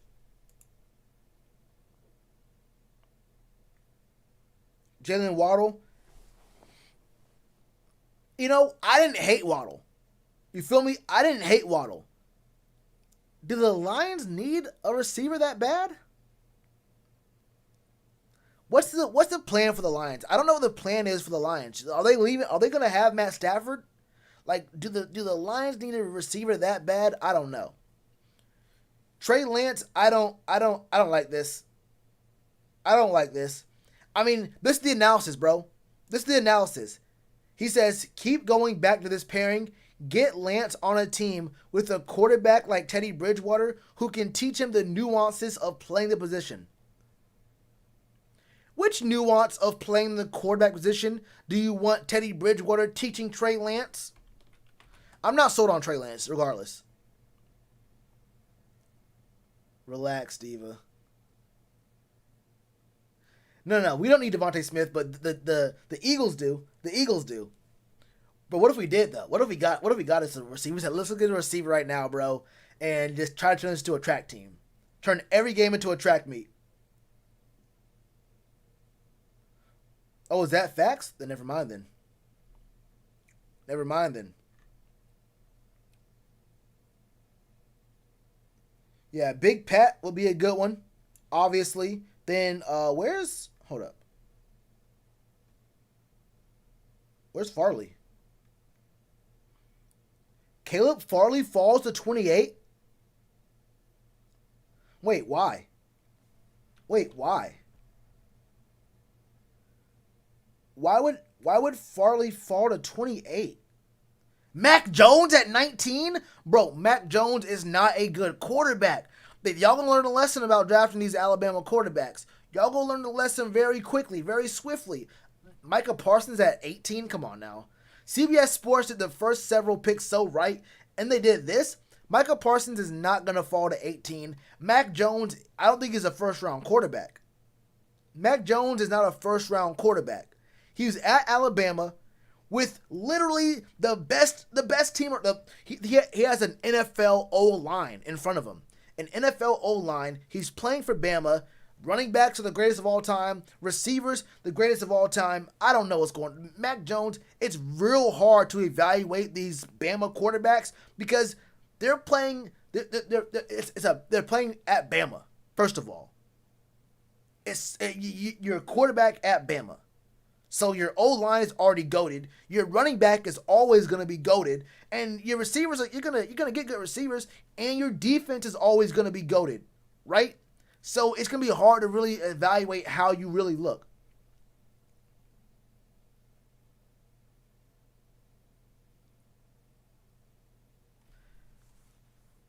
Lance is perfect for us. See what Brady did to Burrow. What is that supposed to mean? What does that mean? First off, isn't Joe Brady getting interviewed for head coaching jobs? Second off, just because one guy did something with another guy doesn't mean that same guy can do that with every single other quarterback. I'm not sure that Joe Brady and Joe Burrow's experience at LSU with that team around him, let's not pretend that the LSU team was garbage. But and that O-line, wasn't that O-line pretty good? But I don't know if saying, oh, this guy did this thing with this person in this place, so he can do the same thing with literally every single other guy. I don't know about that. Bro, if we lost the Washington game, we'd be third? Yeah, we're garbage for that. But then again, you'd be hearing me talk about Sewell. I mean, I wouldn't really, unless we traded up to 2, you wouldn't hear me talking about Sewell. I would say you either trade up, you get Sewell at 3, or you find a sucker to trade multiple first rounders. This year's, next year's, this year's first and second, obviously. Next year's first. Actually, you know what? Trading down this year would be kind of good. Especially if it's a really bad team. Like if you trade down to... Who would you trade down to with? Maybe the Raiders. No, they're going to get a quarterback at 3. From 7 to 3? Maybe the Lions would. I don't know. Maybe the Cowboys? They might want to... They're probably going to tag Dak. Who knows? But yeah, Micah Parsons isn't going to fall to 18. Mac Jones is not going to skyrocket to 19. Mac Jones is a Bama quarterback who spent his time behind the most goated coach and team. Mac Jones is not a first-round quarterback. And Caleb Farley is not falling to 28. But yeah, I mean, I'm okay with... Look, well, no, I'm not okay with Trey Lance. Yeah, Pat or Farley, I'm cool with either one of them. I said Slayton, didn't I? I said Slayton. I meant to say Rashawn Slater. Slater's a good O-lineman. He's a very, very, very good tackle. It says he can play guard. I'm pretty sure he's a tackle. I'm pretty sure he's a tackle. But yeah, I would go for Slater. At our 8 spot, unless what Fox News or Fox Sports said, if Justin Fields falls to 8, then yeah, pick up Justin Fields. But at 8, I think the best choice is probably Slater. You probably want to fix. Is that Claire? That is Claire. You probably want to fix the O-line.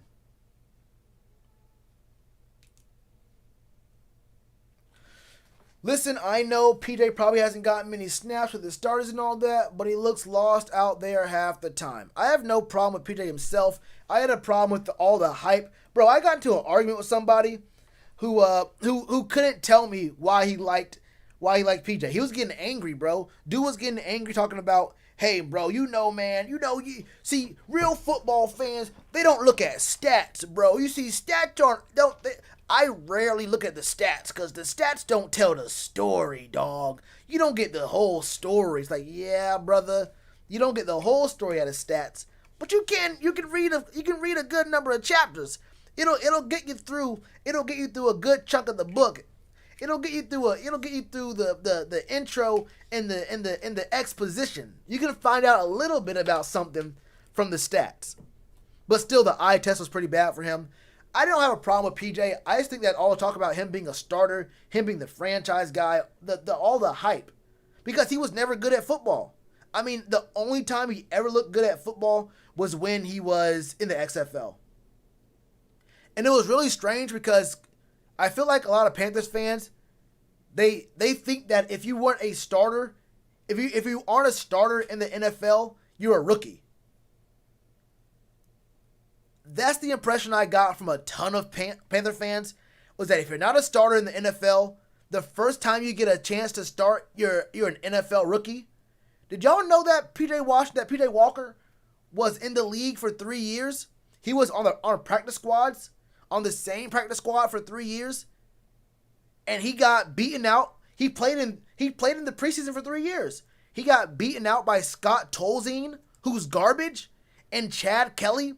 Chad Kelly way outplayed him in 2019. Chad Kelly, who is a joke. He is the Jimmer Fredette. I mean, even Jimmer Fredette looks good in China.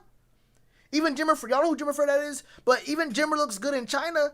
This man's Chad Kelly, who was mystery relevant, the very last pick in the 7th round, outperformed this man, PJ Walker, in the preseason.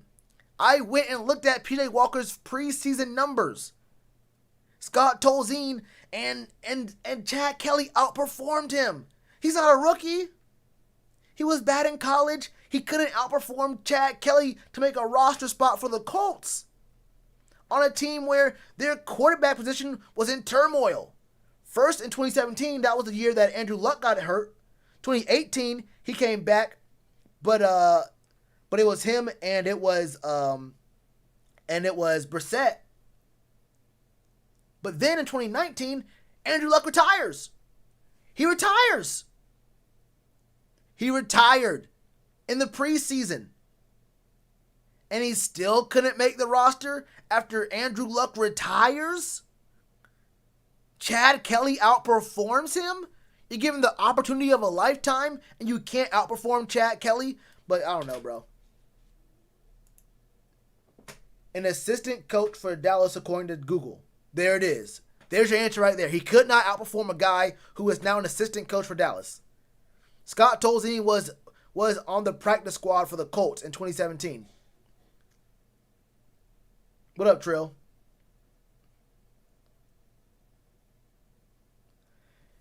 It seems no matter what day of the week, almost all the different Panthers podcast team at the same time. Bro, I have no idea what their schedules are. I wish I did. Honestly, I should just go. I should try to figure out what everyone's schedule is, because I don't. First of all, I have no schedule. I didn't even schedule this stream. I said at 7:10. I said, you know what? I'm gonna stream at 7:15, and I scheduled the stream for 5 minutes later. What is this? Hey, my partner, Chevelle Clee. Did I pronounce the name right? I'm going to call you Chevy. Can I call you Chevy? Sent me a big 2-5. He said, keep up the strong content game, bro. Showing some love. Showing love.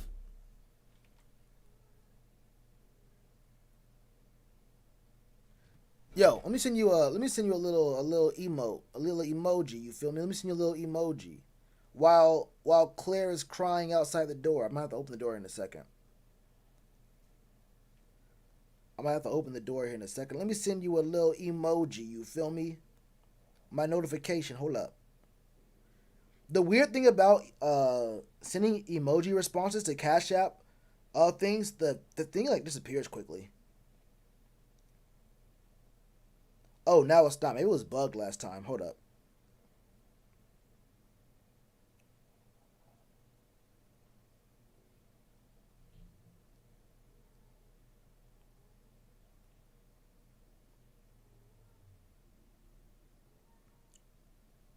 I'm going to send you a scorpion. Is that a scorpion? I have no clue what that is. Is that a scorpion?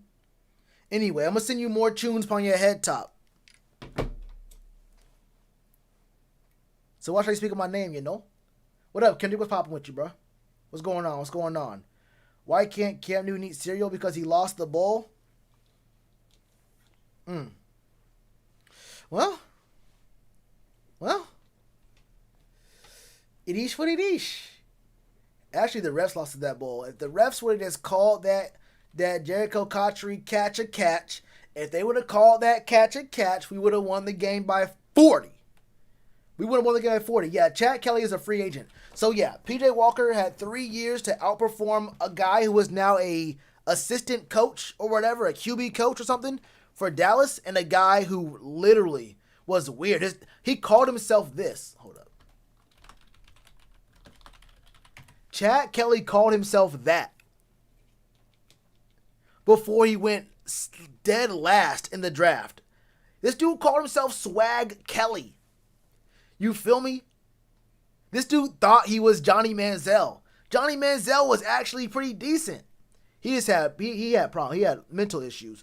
But at least Johnny Manziel was decent at the game.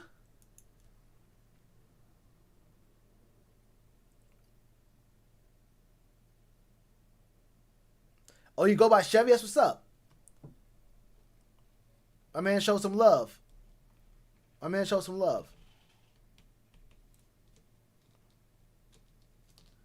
Lost to a damn criminal. He trespassed. He stole a QB position. Bro, I'm not gonna lie to you, bro. It's wild, bro. It's wild. Like I don't dislike PJ Walker personally. Like it wasn't like I was like, oh man, PJ Walker's a horrible quarterback, and he has all these problems and whatnot. I understand what he is. My only problem is the response. Like there was all the hype behind it. Like I was thinking like, bro, I don't understand the hype.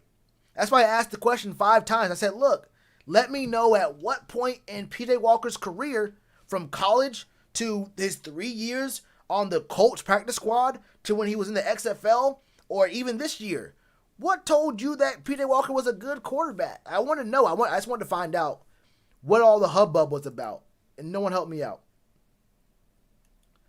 Bring back the hair of my pick. Yeah, I got you in 4 years. Stay tuned.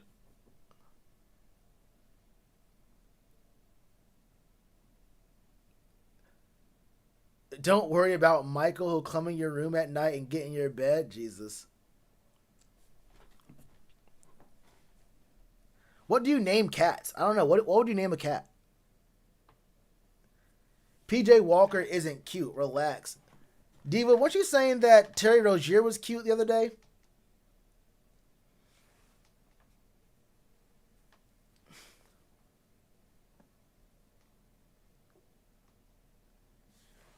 Hold on, I don't get this yet. Hold up.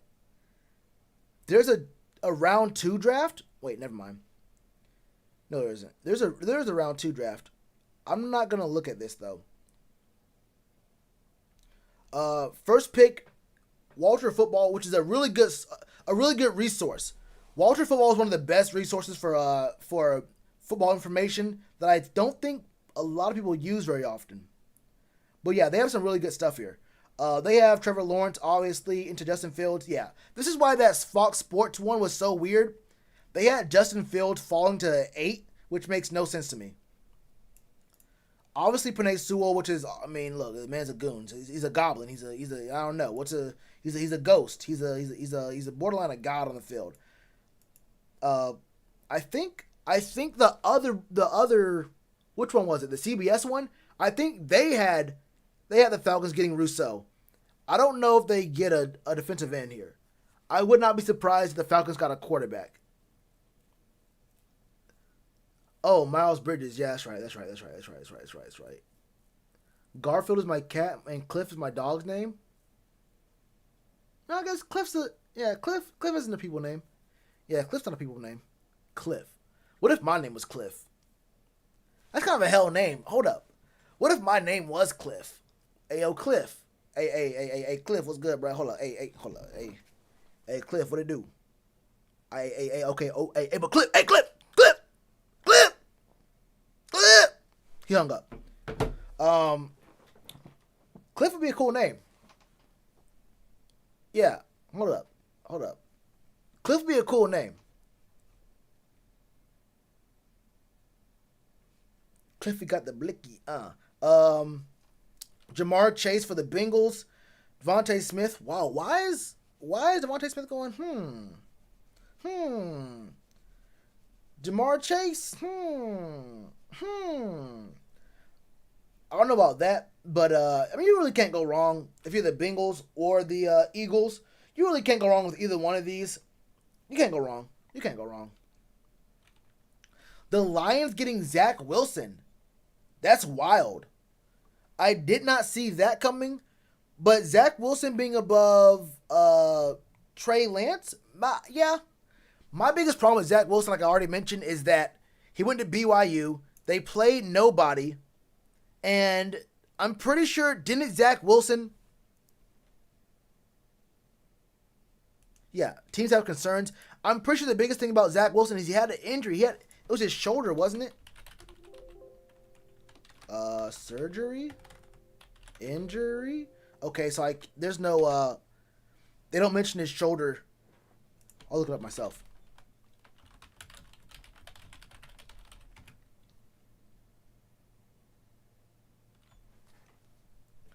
Surgery on a torn labrum in his throwing shoulder after his freshman year, and then had surgery on his throwing shoulder as a sophomore.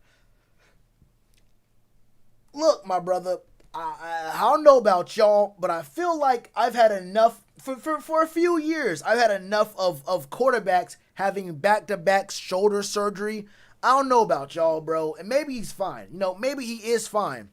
But 2 straight years of shoulder surgery on your throwing hand, on your throwing arm, I mean, what do you want me to say? What do you want me to say? Especially when you play against no one at BYU. And didn't he have bad stats against Coastal? I'm pretty sure he played pretty, pedestrian against Coastal. Hold up.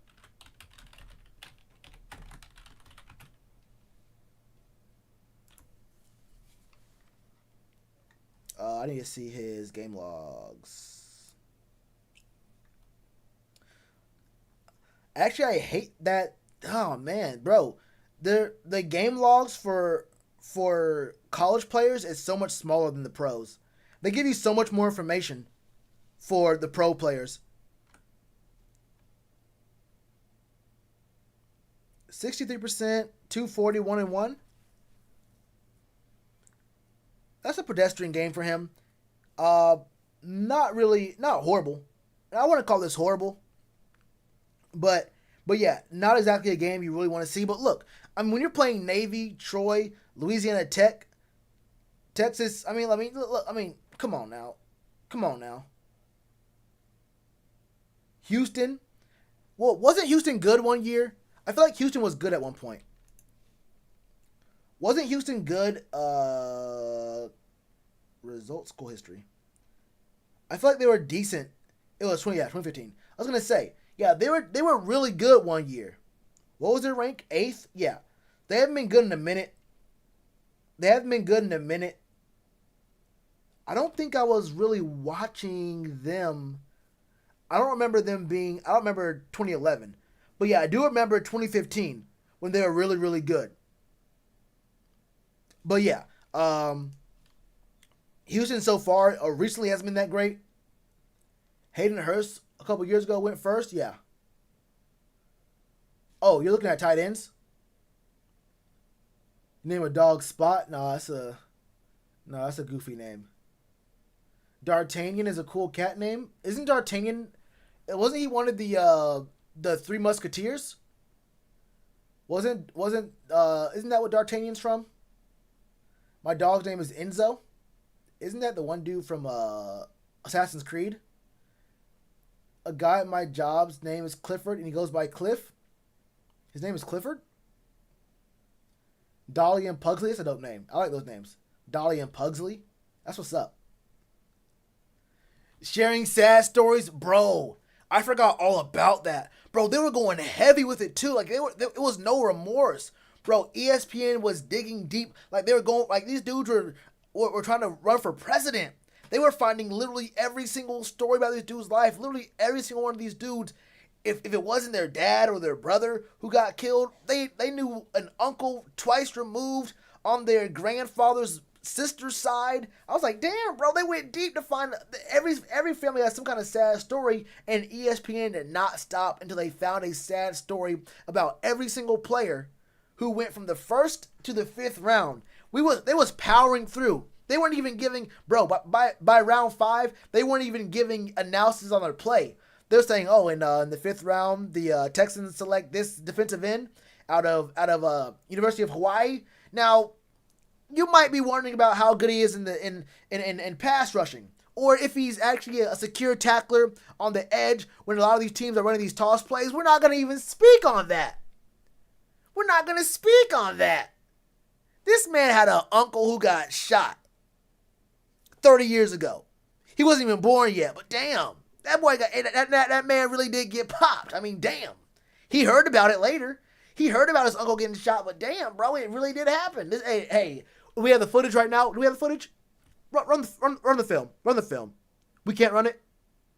It'll be on our YouTube channel later on tonight. Yeah, okay. If you want to see the footage of his uncle getting shot, we'll have that footage for you a little bit later on tonight when we were on ESPN After Dark, the Uncut. Y'all remember BET Uncut or BET After Dark? Was it Uncut or After Dark? I don't know. All I know was back in the day, it was crazy. Blowing out Atlanta. I really am missing that game to do this.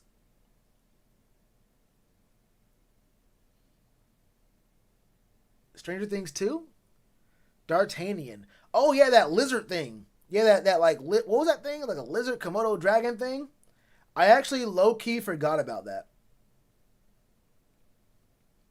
But yeah, hold on, I'm like way off track. I'm way off track. They have us getting Kyle Pitts.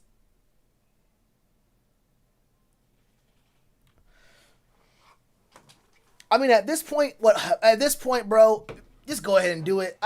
If we get Kyle Pitts, I'm gonna act excited. I'm just gonna have to act excited. If we get Kyle Pitts, it's gonna be the biggest. It is what it is. You have to just be positive. Like, he's not bad. You feel me? Hold up.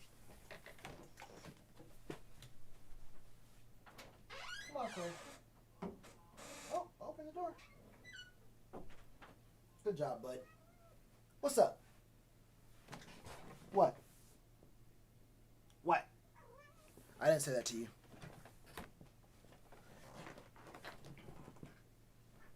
All right, Diva. Stay safe out there. But yeah, I mean, if we get Kyle Pitts, bro, he's not a bad tight end. He's probably going to be one of the better tight ends. You feel me? Like, it's not going to be a big deal. And I guess at least it forces us to. Now she wants to leave. That's what she does. This is what she does. But now, but at least it would force us to use our tight end. If we did after a tight end in the first round, if that's what it takes to make us use one of our weapons on offense, that's what it's going to be. Because ignoring a whole position in the pass game, when we're not that good in the pass game, we had one of the worst passing touchdown totals in the entire league, then yeah, you may as well just go ahead and do it. Now, I don't want it to happen, but if we get Kyle Pitts, whatever, bro. Just whatever. Whatever. Like, seriously, well, he's going to have to, it is what it is. I do want Slater. Where's Slater fall on this? Certain. Where is Farley? Wait, did Farley fall? Was he higher? No, he's not. Wait, then where's Parsons? Wait, there's a couple of these mock drafts that has Parsons and Farley falling to the 20s. Waddle to Miami. Slater right here, 19 to the football team. I wouldn't mind Slater, honestly. Farley at 22. Where is Parsons? Najee Harris. Wait, the Jets getting out there? That could work. The Jets getting out there, Najee Harris? I mean, I don't know. They won't be good, but still. Did I pass Parsons? They don't have. Oh, I did. Right behind us. Never mind. Right behind us.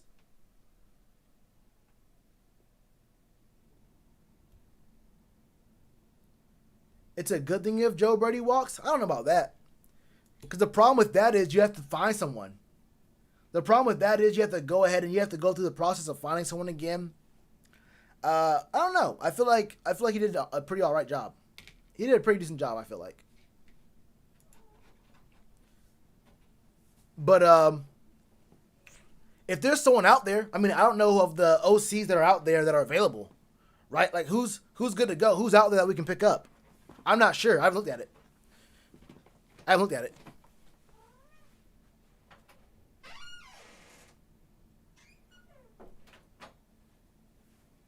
So I mean, if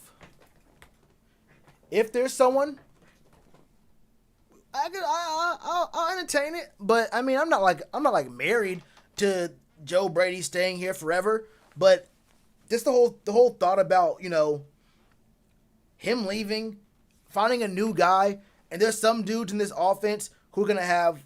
This is gonna be what DJ's third OC in his career. That's gonna be kind of wild.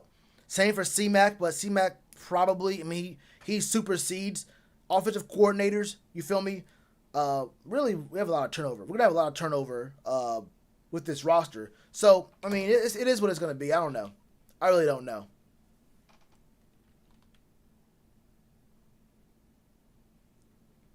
Damn, Brick. That's crazy. But, I mean, yeah, these are three very different mock drafts. They all have us getting someone different. One said we're going to get Justin Fields at number 8. You don't want to listen to that dude. That was a bad mock draft. One said we got Zach Wilson. I just have questions about Zach Wilson that, I mean, there's just things he can't answer for me. Like those aren't things that you can answer in the combine, or things you can answer with your film. I'm worried about but I'm worried about his shoulder over the next 5 years. Because if he's going to be a 5-year, he's going to be a first-round pick, you get 4 years plus the 5th-year option. So his shoulder over the next 5 years, and the level of competition he played this year just wasn't there. And he lost the one game against the one good team he played, and that was Coastal. So, I mean, 1 touchdown, 1 interception, 240 yards, 63% completion rate. Those aren't garbage tier numbers, but those were worse than what he was averaging. And I'm pretty sure, because I watched part of that game, not all of it. I'll admit, I have not watched that full game yet, but I'm going to watch that game. I'm pretty sure they got pressure on him, and he did not look all that poised when going up against pressure. But yeah, I mean, we do need a linebacker. I don't know if Parsons is the answer, though, just because he doesn't fit our needs as an outside guy. Yeah, everyone's hurting the O-line. I mean, that's the biggest thing to me. I think O-line is the biggest thing. Guys are just getting hurt. Plus, the contracts for everyone, they're all gone. Everyone's contract's up. So, I mean, that's a big problem. That's going to be a big problem.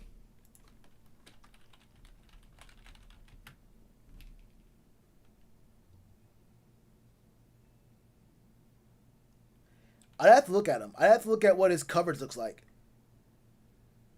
I don't know exactly how good his coverage is.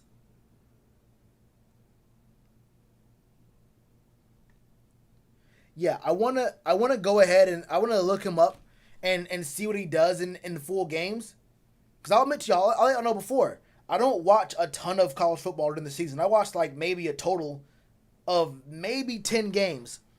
Outside of bowl games, outside of bowl games for the season, I watch maybe a total of 10 games. Outside of, UNC Charlotte games, which don't really count because if you're going to get a player from UNC Charlotte, it's going to be a lineman, an O lineman, you feel me?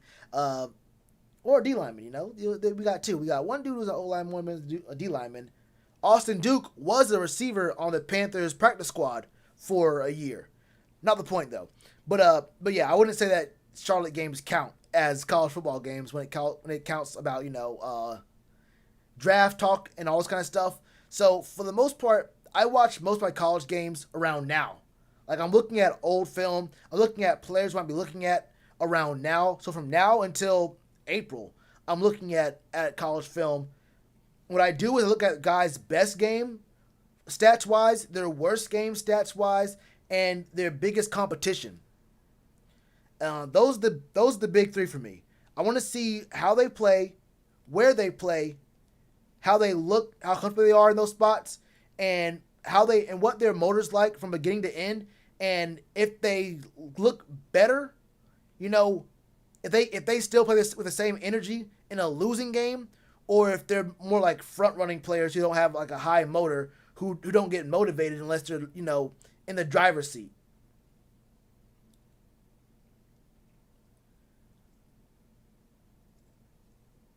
Would I rather draft Wilson or Pitts? Probably Pitts. Jared Goff, he's just all right. He's not bad, just all right. I wouldn't trade for him. But yeah, I mean, he's like around what? 12th, 13th best quarterback, 14th best quarterback in the league. It's not someone you would give, record-setting money to again. But he's not a guy I'm like falling over to replace. If you're the Rams, maybe you are, because they're in a different spot than us. Would I want Wentz? No. The problem I have with Wentz has almost nothing to do with his performance. Like, I can understand your O-line's bad. You don't have a running back. Your receivers are all dead. Look, anyone would struggle. Anyone would struggle with what the Eagles deal with. My problem with Wentz is that even before this year, there was questions about his leadership. People didn't like him in the locker room. There was a lot of like weird things coming out about who he was, what kind of person he was, what kind of quarterback he was. Being a quarterback isn't just about what you do on the field, right? Being a quarterback isn't just about what you do at practice. Being a quarterback is about the person you are. So like, there was a lot of questions, a lot of things coming out about him over the past couple years. The way he answers questions in the media make me really question his personality, his character a little bit, and that's not what I want. I mean, we can talk about the stuff on the field. On the field, there are questions there too, but I don't even get to that point. Yeah, I don't even get to that point with Wentz, and that's before you get to his contract. So yeah, it's not that for me. Jet Jones, who's that? Jet Jones.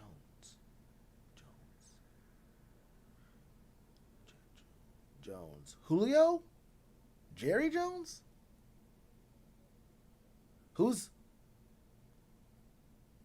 I don't know about Jet Jones. But Matt Ryan might be traded. I can see that.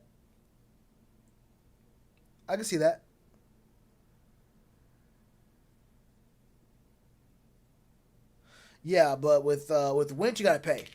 With Wentz, it's a really big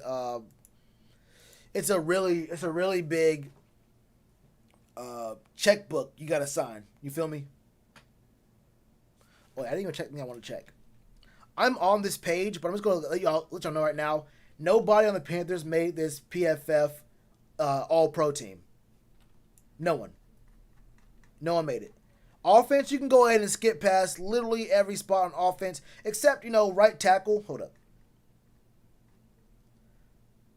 Jack Conklin, you're on a winning team, number one. And second team was Tristan Wurtz. Tristan Wurtz was a monster. I'm going to put it like that. Tristan Wurtz was a monster this year.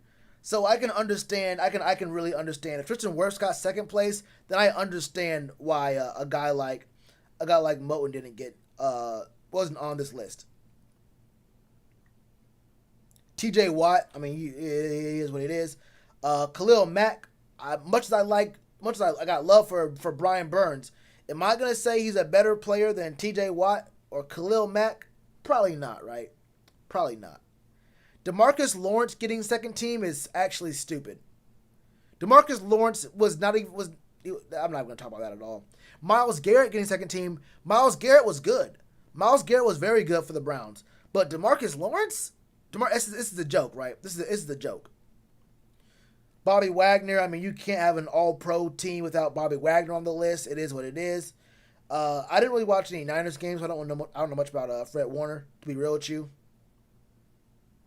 Xavier Howard, one of the best corners in the league, has been for a couple years now, is what it is. Jair Alexander, I think, wasn't he bad at one point? And then he became like a monster. James Bradberry getting second team was actually kind of crazy to me. James Bradberry is literally a monster, has always been a monster. It is what it is. Flex being Bryce Callahan and Darius Williams. Can't say I've ever cared about watching a Broncos game. Jesse Bates and Adrian Amos. Amos has been a monster forever. Jesse Bates. How young is Jesse Bates? Isn't he kind of young? No, he's not. What the fuck? Wait, never mind. Wasn't he drafted 2 years ago?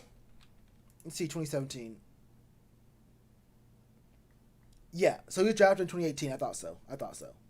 I think I had Jesse Bates on one of my mock drafts that year. Wait, yeah, it's from Wake Forest. I'm pretty sure I did have him on my mock drafts, but I didn't do a video on him. I might have done a video on him. I don't know.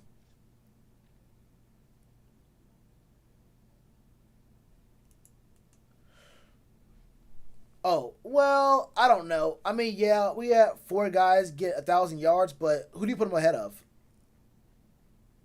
Are you going to put them ahead of Stephon Diggs or Devontae Adams?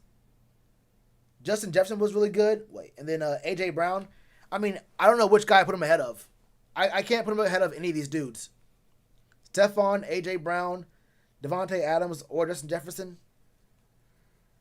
Mike Davis can't be ahead of anyone. Mike Davis got 1,000 yards, but Derrick Henry and Dalvin Cook, he has no business being even in the conversation with them. And then Robbie, DJ, and Kurt Coe. We just had no touchdowns. Simple as that. We didn't have a quarterback who can get touchdowns. Devontae Adams was the best receiver in the game this year. Stephon Diggs, he turned. I don't know. Maybe Josh Allen was the greatest of all time. He just flipped the switch. Or maybe Stephon Diggs being there made him flip this. I don't know what it is. One of the two happened. I think it was both. A.J. Brown was great last year. Only got better. And Justin Jefferson was a monster. Corner first round, I wouldn't be mad at that.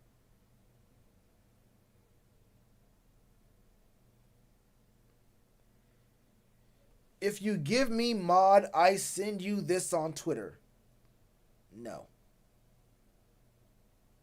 It's important. I'm good, bro.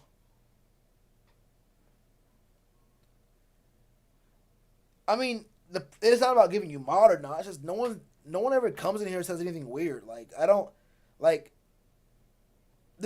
channel is small enough to where there's nothing to moderate. Who comes in here and says anything weird? No one comes in here and says things that need to be moderated. You feel me? Also, the mods I have right now don't do shit anyway. The mods I have right now, all useless. Hate them all. Let me stop.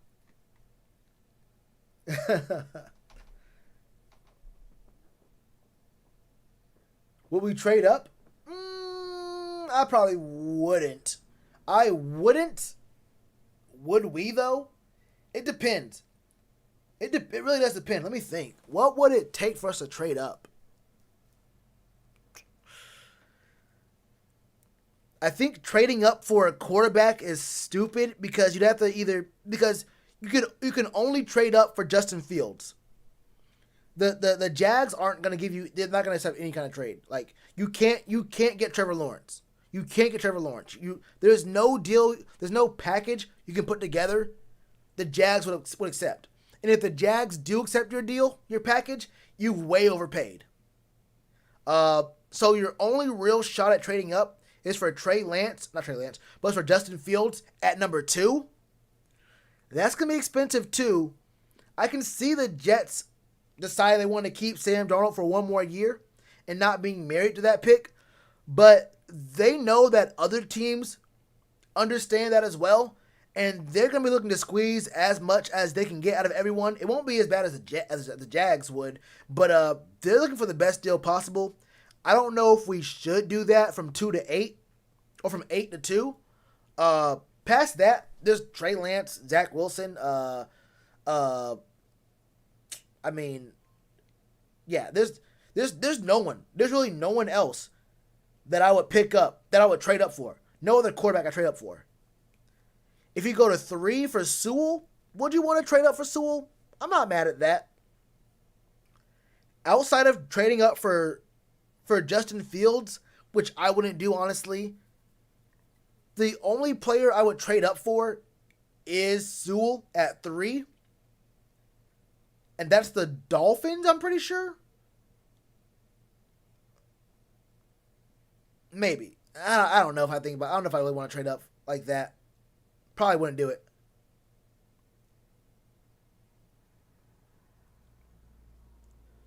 Do I feel bad? Yeah. For Cam? I mean, I think he knew what the situation was. He got put in a bad situation by us. Well, not by us, by Dave. It wasn't me. I didn't do it. It was Dave. So yeah, it sucks. I mean, it's tough. It's tough. Do I feel bad for him? I think he understood that's what his shot was gonna be. I think it was unfair. I think it's unfair. But a lot of things in the NFL aren't fair, I guess. And yeah, he might not get another fair opportunity. I hope he does, but he didn't look that great. The team wasn't that good around him, but I don't think even Cam played as good as the team around him could have been. They were still 7-9. I mean, they still were 7-9. A lot of players opted out. It's hard to tell. I don't think he got a fair shake, and he's probably going to be in bad shape this offseason.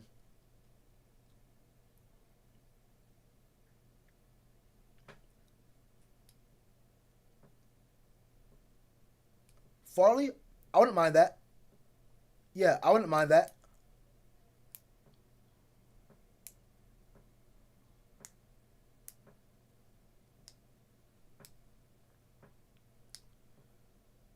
Who said something about a running back?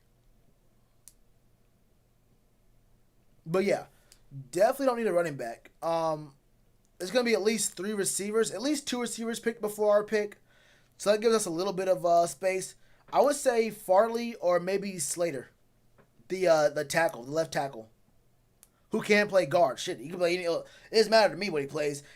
Slater can play. I think he can play guard and tackle, which is great for us because we're gonna need a guard, a tackle, maybe a center, something else. So Slater would be a good pick for us. I think Farley is also a really good pickup. I would probably lean more towards Slater. Maybe.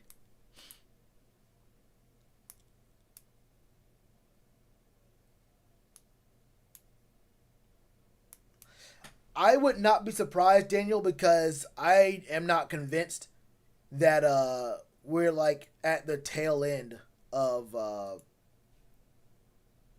what's going on with this pandemic and shit.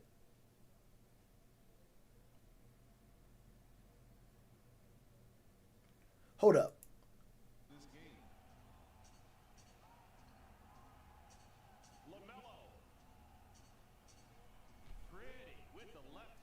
What?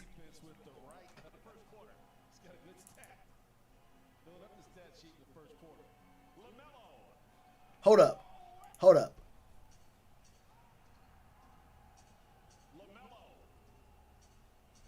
Hey, that's this. Why did he do that? Why did Melo, bro? Why did Melo pump fake at the 3-point line, drive straight at Trae Young, go up with his right hand, switch hands, and then lay it up with his left for no reason? Hey, bro, if I don't care, bro. If I'm Trae Young, we gotta fight or something. We gotta fight. I don't know what it is. We gotta do something. We gotta do something. I'm sorry, brother, but it is what it is. It is what it is. I don't know, man, but you go up on me like that, that's a problem. That's a problem. Dookie again? Depends on how many of them opt out. We could have the same number of opt-outs, but if they come back, who knows? Reggie Bonifant? Wouldn't have changed anything. I mean, yeah, it was tough, but it wouldn't have changed much. A setup reveal? At 1 trillion memberships.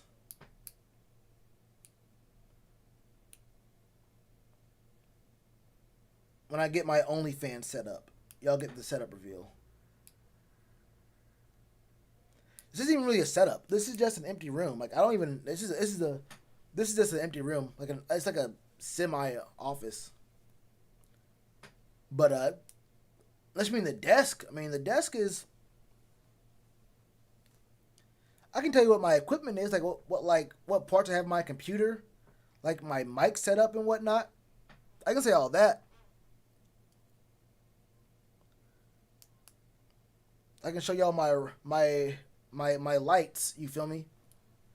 Which I need to set up better too. I need to set these lights up a lot better.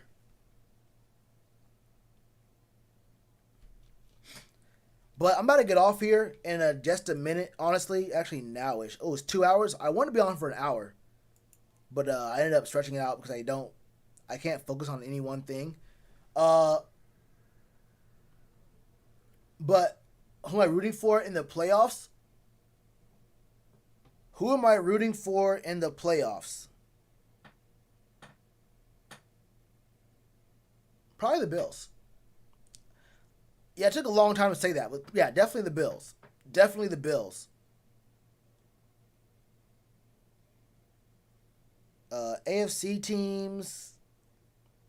NFC teams.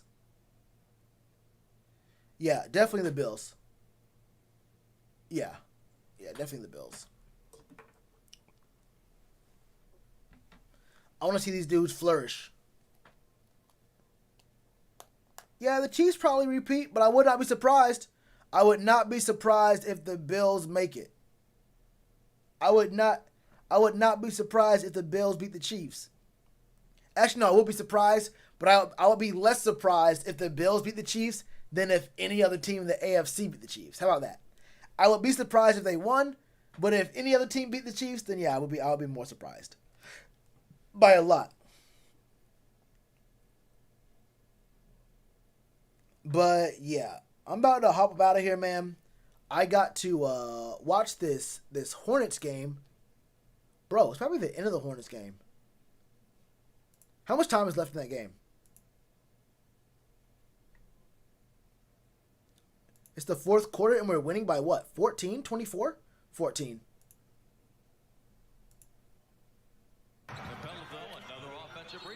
Oh, the fourth just started. All right, cool. Yeah, I'm about to be out of here, y'all. Y'all stay safe. I'm finna watch these Hornets go ahead and put some work in. Clint Capella got a Lego-shaped head. The Hawks thought they were going to be good. Hold up, where's that Braves extraordinaire dude, that Atlanta team extraordinaire guy? I got to see what these boys doing out here. They putting in work, though. They putting in work. But all right, y'all. I'm about to be out of here, man. Everyone who came to this stream, this unscheduled stream, I don't really have a schedule. I don't really have a time where I stream. I might do that, but then again, I said that last time. Who knows? You feel me? Who knows?